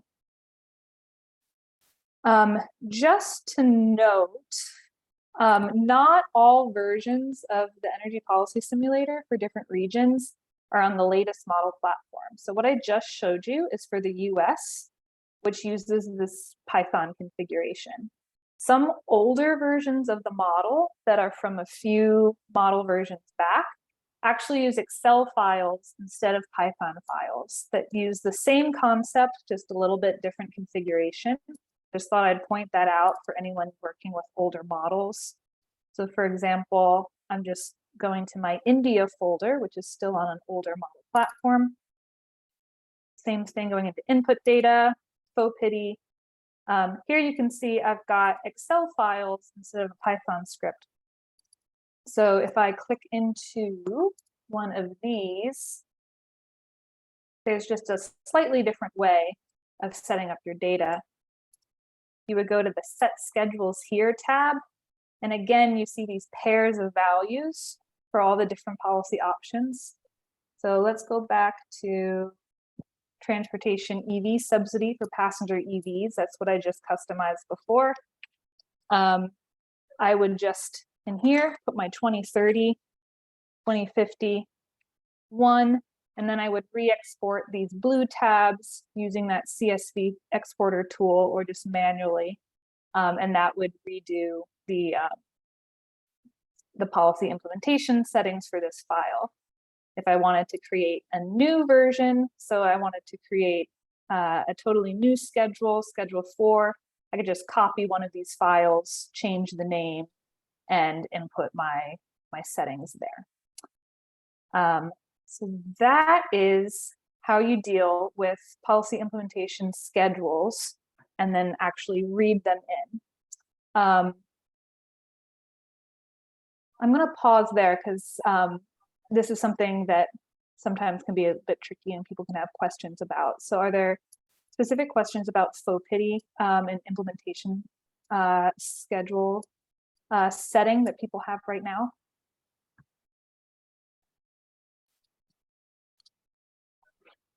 Hi, Megan, I have a question. This is Marcus. So for example, you know, if I had to answer a question like, are plug-in electric vehicles, the sales going to cut into, are they going to sort of be shared equally across, you know, all all types of engines. So are they going to replace electric vehicles and pure petrol vehicles equally, or are they going to cut into electric vehicle sales or something? Do I do it this way? Or is there some place that I handle the choice making in a way that kind of defies my understanding of the optimization you guys have, which is the cost optimization? Does that make sense? I think I understand your question. You can follow up if I am Sure. misunderstanding. In short, how to handle choice making that may not follow that may not follow the logic of the model itself. Yeah, we try to have quite a range of policy options set up here to tackle questions like that. So within the transportation sector, for your example, we have policies that would affect costs like subsidies, but we also have this additional minimum required EV sales percentage, which you can think of as a sales standard. You can tell the model, okay, we're going to reach 100% EV sales by the year 2035 or so on, and that will override the model's cost optimization with exactly what you specify. Same kind of thing in the electricity sector as well for a clean electricity or a renewable portfolio standard. So we try to have those that type of optionality built in for things where people would want to customize or have the potential to customize. Megan, I have a question here. Is the model trying to, robustness or optimization? Is it more on robustness of the alternative or just optimizations of the alternatives? So the model has a couple features of optimization in specific sections, like in transportation or in electricity, where it is optimizing deployment of certain technologies based on cost, but it is not an optimization model where we're trying to, plug in an emissions target and then the model solves for that. So that we do have kind of features of optimization in certain sectors, though. How about robustness? I mean, there's a question in the chat about logit, and I think maybe what's confusing is using the word optimization to describe a logit, because it's more of just an allocation algorithm as opposed to even an optimization algorithm or something like that. So okay, gotcha. Yeah, I think that's a good point, Travis. Optimization is kind of how we describe it more generally, because that's a little bit more intuitive to some folks. But yes, logit function for allocation is really how you should look at that. Okay, gotcha. Thanks.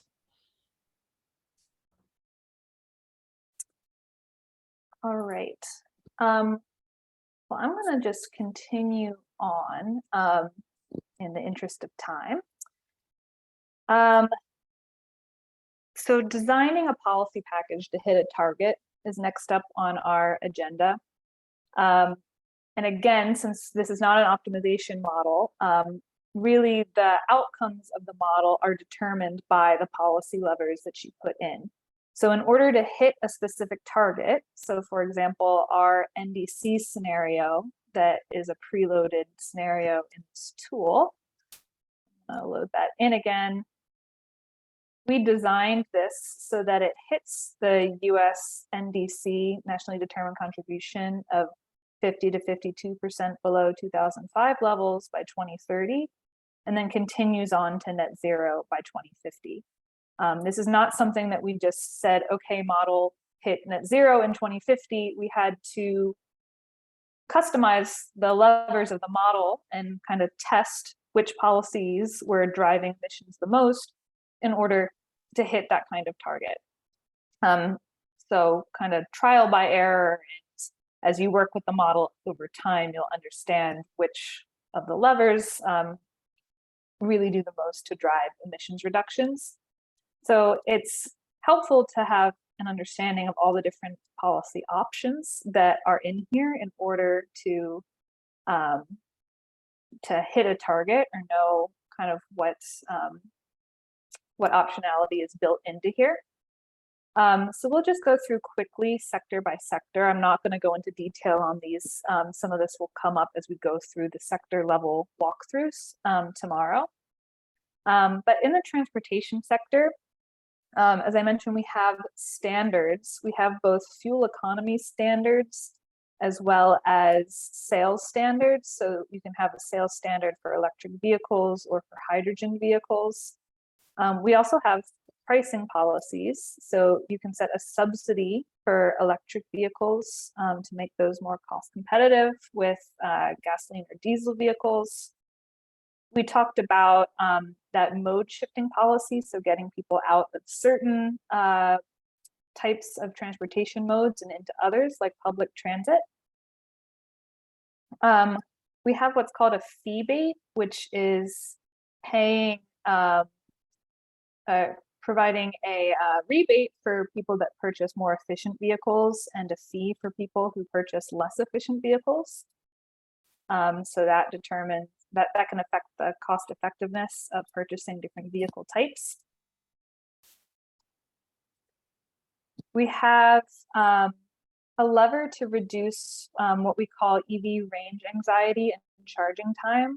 This is a shadow cost that we build into the vehicle choice function to represent the fact that some consumers perceive electric vehicles as more costly due to concerns around being able to charge their vehicles. And you can bring down that shadow cost so that it affects consumer purchasing decisions less. We can also deploy EV chargers. We can put on a low carbon fuel standard, which will shift the types of fuels used by vehicles to be lower carbon intensity. So putting on more biofuels, and if you're electrifying vehicles, this also counts towards meeting the low carbon fuel standard. And then you can also separately set standards for non-CO2 pollutants, things like criteria pollutants that affect human health coming out of tailpipes. I'm gonna go to the electricity sector next. Again, we have standards and pricing policies. So one of the biggest levers here is renewable portfolio standard percentage or clean electricity standard. And through input data, you can set which types of power plants qualify towards meeting this standard. You can ban power plants of certain types from coming online. So you could, for example, ban coal power plants. You can also set subsidies for generation, so in dollars per megawatt hour of generation for different types. Or down here, you can also set subsidies for capacity and construction. So this would be like the investment tax credit in the power sector right now. So 30% of the costs of new wind and solar plants, for example. You can manually, this is again getting, if you want to get a little customized and telling the model what to do, you can set early retirements of specific power plant types. So I want to retire this many megawatts of coal or gas per year. Just going to go through some of these more quickly. There are some flexibility resources like adding demand response, grid battery storage, and transmission capacity. You can also look at changing electricity imports and exports by power plant type. So we model a single region at a time. So this is the model for the United States, but you could look at changing up the amount of imports and exports it has to Mexico and Canada. You can also tell the model what plants to build in certain years if you're trying to match maybe planned power plants that you know are going to come online in a certain year. Some of these I won't go into too much detail because I think these will come up when we're going through the electricity sector later. In the building sector, we have efficiency standards for different building components, like heating and cooling. That's one of the big levers here. You can also have a rebate program for efficient components. I'm going to skip over some of these. This is another standards policy. So you can set the share of new building sales that are going to be electric in a given year, which is one of the big drivers that you can set in the building sector. You can also retrofit pre-existing buildings. So whereas this refers, this is going to affect new sales of components, either in new sales in existing buildings or new build. This is going to go in and retrofit existing buildings and address efficiency there earlier than what happened otherwise. And we can also look at policies for distributed solar, either setting a subsidy for that technology or again, a standard that a minimum fraction of total electricity demand needs to be met by distributed solar. We also have industry here. This is set separately for industrial process emissions and industrial energy emissions. Let me touch on energy first. We have efficiency standards in the industry sector is another big one here. This can be set by sub-industry. So we have 25 different industry categories here, and we can set efficiency standards for consumption by fuel type within all of those different industries.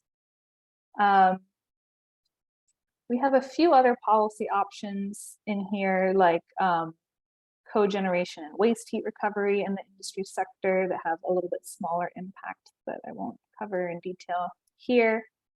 We have carbon capture and sequestration we can apply to different industries.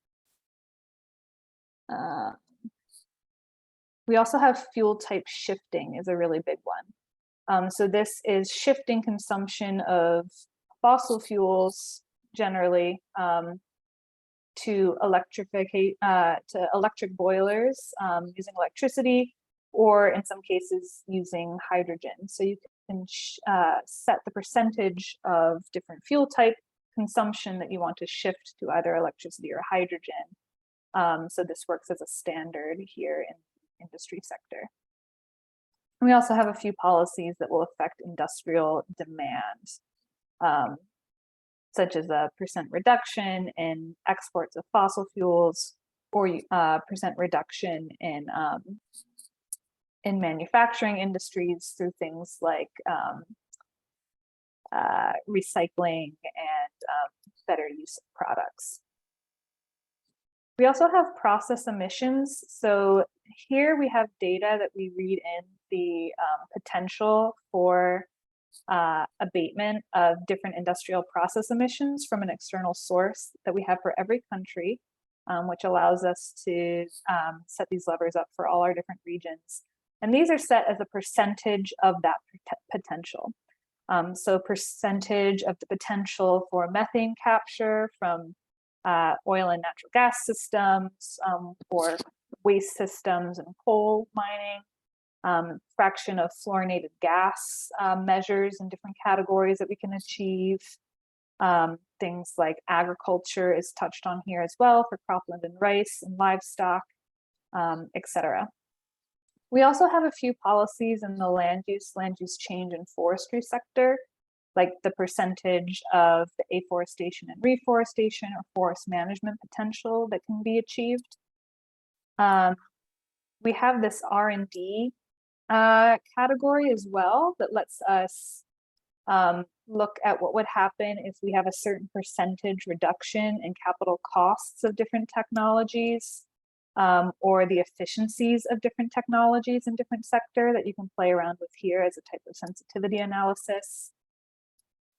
And that captures most of the big ones. I think we'll get into more detail as we go through this tomorrow. I guess I didn't hit cross-sector policies. This is where you set things like a carbon tax or a additional tax on certain fuels that would apply across all the different sectors of the model. But that's just to give a really fast kind of broad overview of all the different types of policy levers that we have at our disposal. And you can see with that big range of options, we can put together quite a few of those to create a policy package that can drive emissions across all different sectors of the economy. So as I was scrolling by these, you could see I had quite a few of these levers enabled here in this NDC scenario that I have selected on. And I can track here through these graphs the economy-wide emissions and how these are affecting the different sectors. So you can see electricity dropping down really fast here, transportation and industry and buildings moving down a little bit more slowly because of things like stock turnover and vehicles and building equipment that that lasts for several years. Once you purchase a new vehicle, it can stay on the road for 10 to 20 years. So it takes a little bit longer for that to turn over. That is an overview of what is kind of available within the model. I'm not sure, we do have some time before the next block in our agenda. So I think what might be useful is for those of us that have Vensim installed and up and running to kind of try practicing setting up a scenario and playing with these policy levers and using the FOPIDI files to customize something. I don't think we need to meet a specific emissions target like we had planned in our activity in the agenda, but why don't all of us that have Vensim set up try to load in a practice scenario. So you can kind of follow along with me here. I'll go slowly, but please jump in with questions as you have them. Hey, Megan. So, yeah. It's Minsu. Before you jump into that, can I ask a question of the policy Yes. levers? Some of them have like a suggested max value that's less than one or just a random number. And I was wondering if those are set outside of Vensim or if that's just something you directly edit in Vensim. Yeah, that's a good question. So this isn't something we, I think, highlighted before. But if you click on into one of these slider bars, like we have before to set values for different subscripts, you'll see down here in slider settings, there's a suggested min and a max. For some policies, this is going to be really straightforward. Like these process emissions policies I mentioned are set as a fraction of potential. So you can only set this between 0 and 100% or 0 and 1. For others, we've loaded in what we think is a reasonable setting, but it can be, you can change that in Vensim. You can override what that maximum value is. So let's see, what's a good example of what might have. Okay, so in fuel economy standards, you can have more than a 100% improvement in fuel economy standards. We say, you could even go up to 300%. I can't envision a policy scenario where you would have a really, really drastic increase in fuel economy standards. It's more than a 300% improvement. But if you did, you can set this, you can customize this in Vensim and put in whatever value you want as the maximum.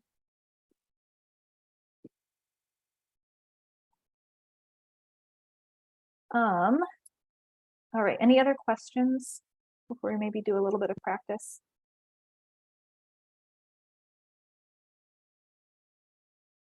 All right. So I am here in Vensim and I'm going to create a completely new scenario from scratch. So I'm going to do this by going into synthesis mode because I think that's the easiest way to play around with multiple variables. So let's just practice setting up a scenario and making sure that we can save it and then reload it back in. So I'm going to set an EV sales standard requirement of 100% for passenger LDVs and for freight LDVs, let's say.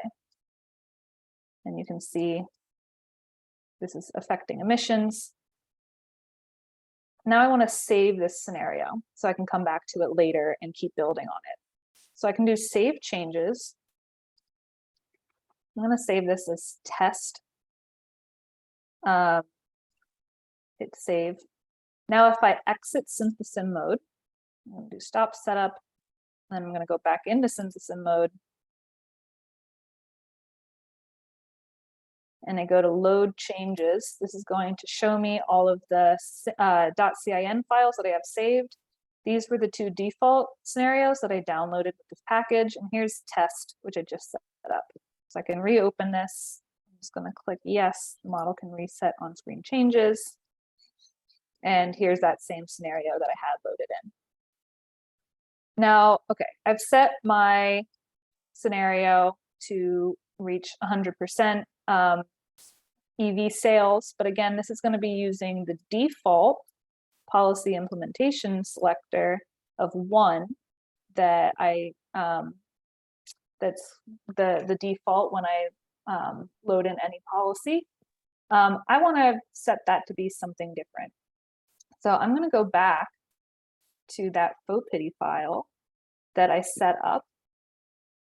And I'm going to find where transportation EV minimum is. So this corresponds to my transportation EV minimum policy that I just set. And I want to set it for passenger LDVs and freight LDVs. And freight LDVs. So I'm going to create a new policy schedule here, just kind of recapping what I did earlier. Hopefully this is helpful for those that might be following along. And I already set up an example new schedule called 4. So I'm going to set up a new one. This is going to be using schedule 5 because I don't have any files set up for schedule 5 yet. And I want my policy to reach 100% sales standard by the year 2035. So I've set that up for my passenger LDVs. I also set a standard for freight LDVs. So I'm going to put in the same requirement here, reaching 100% by 2035. I'm going to save my Python file and I'm going to rerun my Python script.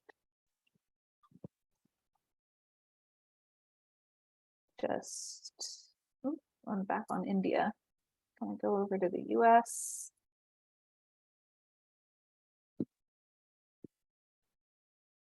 Yep, that re-exported all my files.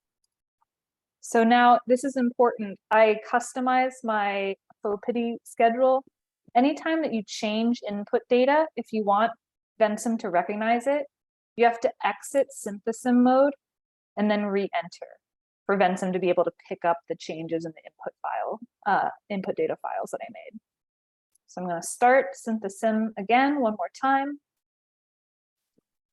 I'm going to load in my test file, my test.cin that I set up. And this is what I was getting in terms of emissions reductions. If I now put this to policy selector 5, which is what I just set, you can see that that changed my emissions trajectory, and this is now falling faster because I set up a new policy implementation schedule that achieves that policy setting earlier. So I want to save the fact that I just customized the faux pity settings. So I'm going to save this file again. So I just hit save changes. I'm going to overwrite the existing SYN file with my new settings. And so in that way, I can start to build on my policy package. I've only set one transportation policy now. If I really want to drive this emissions wedge down, I'm going to have to put on policies from different sectors. So I encourage any of you that have Vensim up right now, if anyone is following along and practicing, just try practicing setting some of the levers across the different different sectors. Click into some of these that have a subscript button and set multiple subscripts. You can try your own faux pity settings as well, and just see how low you can get this emissions wedge. So for anyone who's following along, have you been able to set scenarios and load them back in? Is anyone having issues with doing all of that? Megan, I've gotten quite a few questions about where Synthesim is, and Oh yeah. just maybe show that one more time. Yep. So on the top of the toolbar here, Synthesim is this little arrow within the gray box here. So when I click into Synthesim, that's when I can get to the view of the model with the slider bars that I can slide back and forth and click into. If I just hit simulate,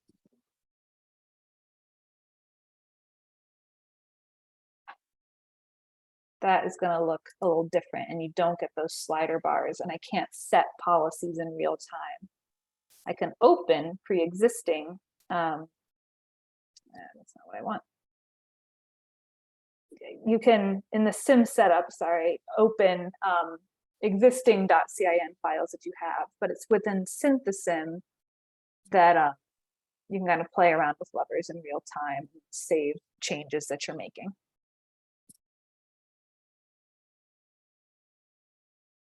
I haven't been following along in the chat box. If there are other questions that are there that would be helpful to cover.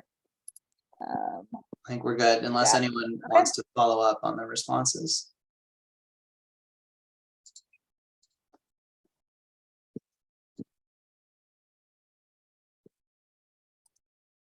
All right. It's probably the best use of time then to keep going if there aren't questions for now, but for those of you that weren't able to kind of follow along on your own, definitely recommend getting these downloaded and just making sure you're able to replicate this on your own, maybe later after this call. But I think we can go on to how we adapt the model to a new country or a new region. So to do that, I'm going to go back to the model folder that we downloaded. So generally what we do if we're creating a whole new model from scratch, we'll start from the most recent version of the US model as a template and then replace data as needed. So the actual model files, what you're working with in Vensim, where we have, you know, all the equations for the different sectors that walk through the calculation flow, that's going to stay the same for all regional models. The Vensim files are the same. It's only the input data which is changing in order to customize it. And Robbie pointed out this helpful file called acronym key before. So this is if you go into the input data file, you'll find acronym key here. And this has a little bit of information about what's included and how to interpret this file. But you want to flip over to the key to variables. And this has a list of every input data file that's in the model, organized by sector. So it includes the acronyms, which really don't have a whole lot of meaning on their own, as well as the full title. So you can kind of easily click in here and see what's included.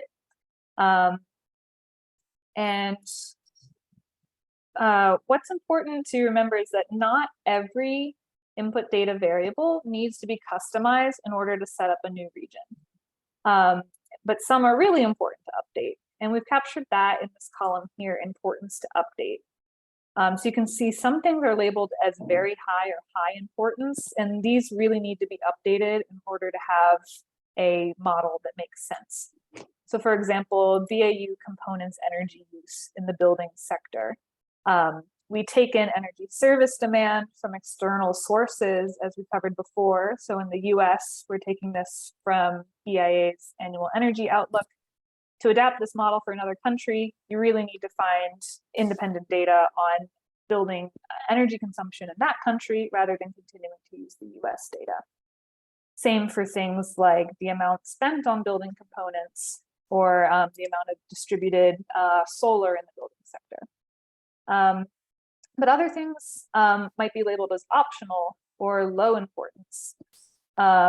So things like elasticities of demand. So this is that's not an elasticity. Where do we have the elasticities? Elasticity of building component prices with respect to energy use. So that might be something that's a low importance because we expect it to be somewhat similar across different regions. There are other things that deal with like global warming potentials of different gases that we expect to be the same across countries, and so that's low importance. So this can be a guide to which variables to tackle first, and which are really necessary in order to get a new model up and running. Let's just hop into a couple example variables. We already looked at one in the building sector, but let's look at another high importance variable for the industry sector. Again, all of our input data files are going to have an about page where we have information on sources as well as notes about methodology and so on. And then a bunch of tabs that have the input data that we're using. This is a high importance variable that we would need to override in order to set it up for a new country. So what we would do is first we'd find what data source we want to use for industrial energy demand.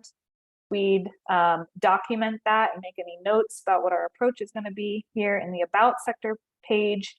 We could delete all of the US data that's in here as long as we're not referencing US data for anything in these calculations.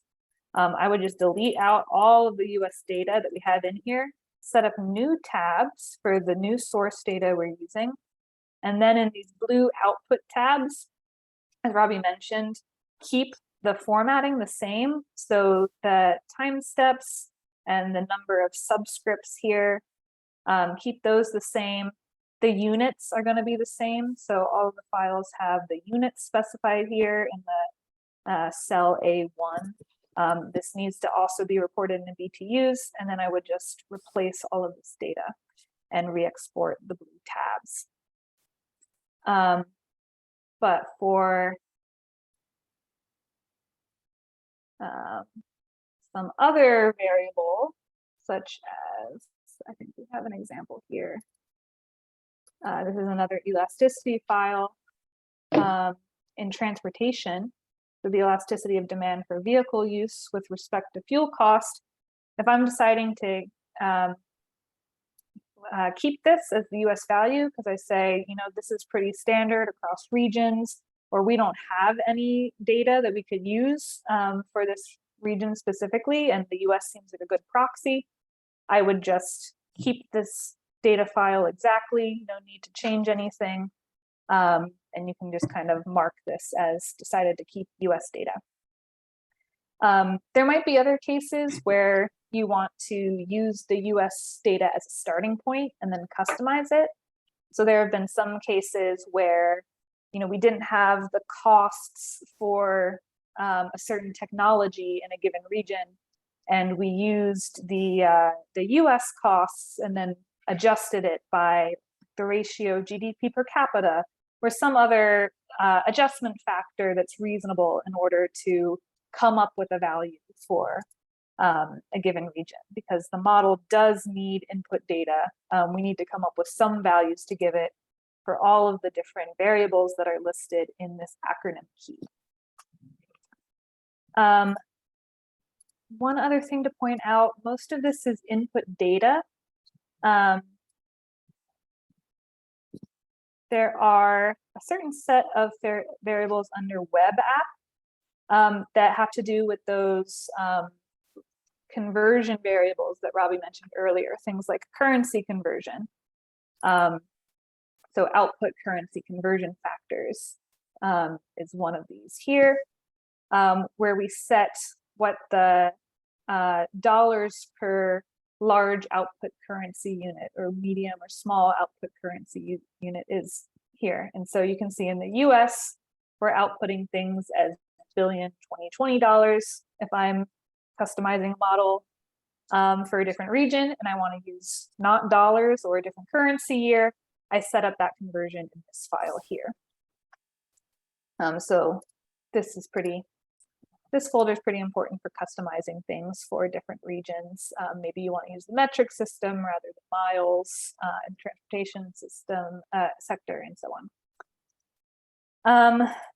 The other major thing here on the agenda for adapting to a new country or region is the web app data file. This is one that you really only need to worry about if you are kind of actively developing a new region. If you're just a regular user of the models, you're probably not going to really run across this file. This is really for setting up a new version of the model to show up on the web application, where you need to jump into this. So everything in this file is going to be what determines the guidance and settings that show up in the web tool. So if we go back into the web tool,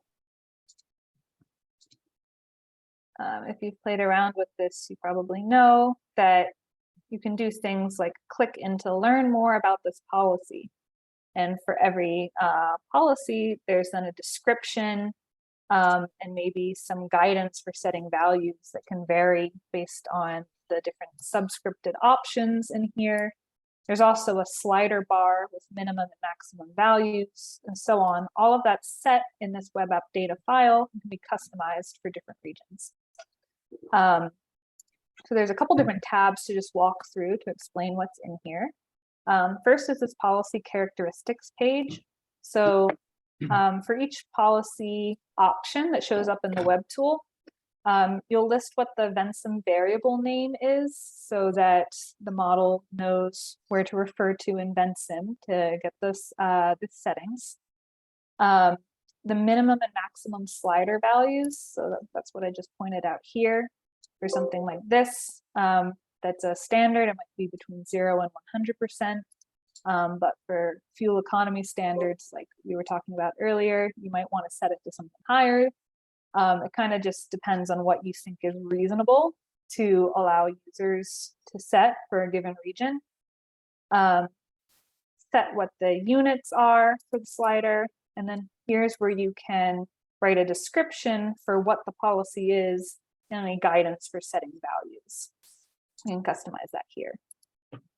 In policy levers, this is reading in a lot of the information that you set up on the policy characteristics page. But we can see here now that there's a line for every possible subscripted option. So for this policy, non-BAU capacity retirements in the power sector, we have a different line item for every power plant type.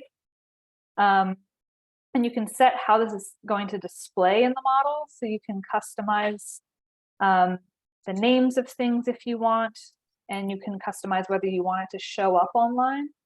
So you can see we don't even give users the option to set some of these power plant types because it might not make sense for a given region.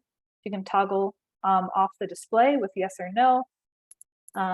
These are all being read in from another page. Here's another important one when customizing to a different region. So if you do change some of those conversion variables like output units, or changing from using miles to kilometers, you would put in new units that you're using here so that all the graphs on the web app display the right units that you're using. And then we have a page for output graphs. This is going to, again, control the display of different graphs on the web app. So we have a thing, column here where we can toggle different graphs on and off. For some graphs, it might not make sense to show them for a given region.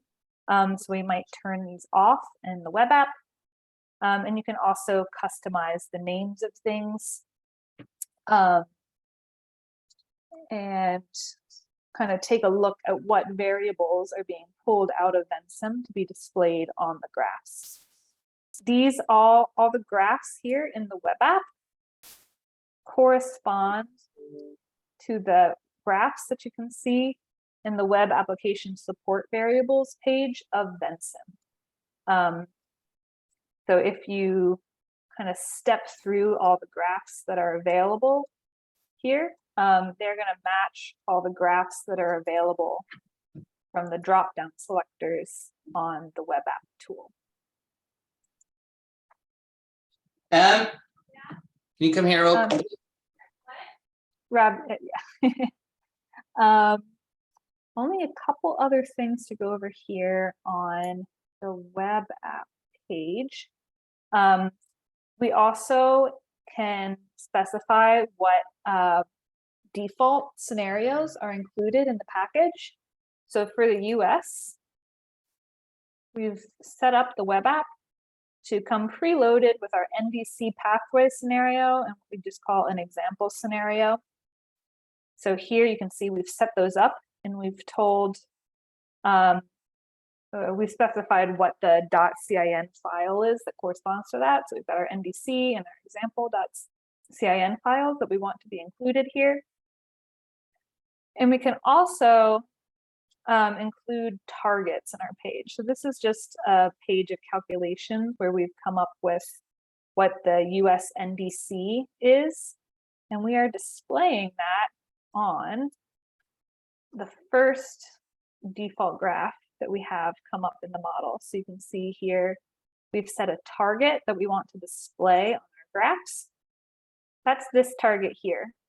So we've loaded in the US NDC for the year 2030, and we've given it a bit of guidance text to explain to people what this emissions target is. A lot of countries have their own NDCs or targets that we might want displayed as useful reference points for users.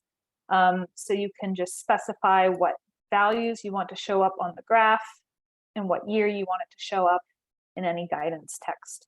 You can set targets for any of the graphs in the web tool. So you could set, for example, on our graph of electricity emissions, you could set an electricity sector specific target and so on. Once we have this web app data file set up, we can then on our end, on the energy innovation side, rebuild the web application so that everything is updated. So that's something we generally do on our end, but we'll work with partners to have them help set up the web app data file. A lot of that work might be things like in the policy characteristics page, changing the guidance. You can see, for example, electricity change in exports or imports. We're saying this increases or decreases the amount of electricity exported from the United States to Canada and Mexico. If I'm setting up a model for India, I want that to read something else. Doesn't make sense to reference Canada and Mexico. And so we would have our partners help change that guidance text, and then we can rebuild the web app on our end. So for those of you that might be partnering with us or working at EI to do web app customizations, that is how it's all handled within this file here. And shockingly, we are slightly ahead of schedule on this itinerary that we set today. So I think this is a great place to stop. And since we've covered a lot of content, make sure that there aren't remaining questions or things that would be helpful to recap.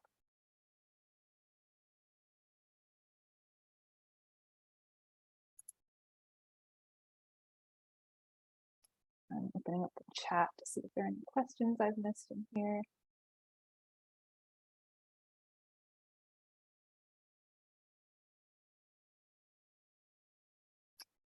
Don't see any questions. I'm shocked we made it through. But again, if there's anything that it would be helpful to go over again, just to reinforce, let us know, because we have a little bit of time here and can cover any of these sections again. I think maybe while folks see if they have questions, just to recap kind of what we went over today. So we looked today kind of a high level overview of what the model is and how it's built using the system dynamics framework and differs from some other types of models out there like partial or full equilibrium models. Then we did a walkthrough of the web tool. So energypolicy.solutions is where all of those are housed. And we looked at how to log in, make an account, and run different scenarios and visualize outputs, and then how to download all of that. And after that, we jumped into the EPS and looked at how to navigate the tool. So switching between sheets, what the kind of formatting of each of the variables means on the structural overview page, and then how to jump between different sectors and how the model works. And then we got into some detail on kind of how to design policy scenarios and to change policy schedules, and kind of the very high level overview of what it looks like when we go about making a model for a new region. And so that kind of takes us up to the end of the day today. So hopefully people have at least a little bit of comfort kind of navigating around Vensim, and definitely in the web tool. Tomorrow and Thursday, what we're going to do is we're going to jump into each sector and actually walk through structurally what's happening behind the scenes and how the model is running to calculate all the different values, including in the BAU, and then how the different policy levers are being layered on top of that. And so tomorrow we're going to jump into the industry sector, the building sector, the electricity sector, and the transportation sector, which is a lot. We're going to have to move pretty quickly. I would say that if folks have questions going into that for specific sectors, might be good to come to tomorrow's training with those questions so that we can make sure we cover them if they aren't answered in the walkthrough. And then Thursday, we're going to go through kind of the rest of the pieces. So the input-output model and cash flows, and then some of the individual sectors like land use, carbon capture, endogenous learning, district heating, and hydrogen. And then finally, we'll wrap up kind of looking at how health impacts are calculated. We'll have a final Q&A. And if we have time, we can build on some of what Megan went over to look again at kind of running batch runs and using the Python scripts. So if there's anything that I didn't mention there that you want to make sure we cover, please let us know. Tomorrow we'll have a little bit of a time to chat about the day ahead of jumping in tomorrow. But that's it. So thanks everyone for joining and sticking it out. I guess we will let everyone go a few minutes early. And Sarah, for folks asking about the recording, once all 3 days are done, we will send links out to the group, and eventually we may post the training online so that other people can share it and access it. So that will come soon. So thanks everyone. See you all tomorrow for another training.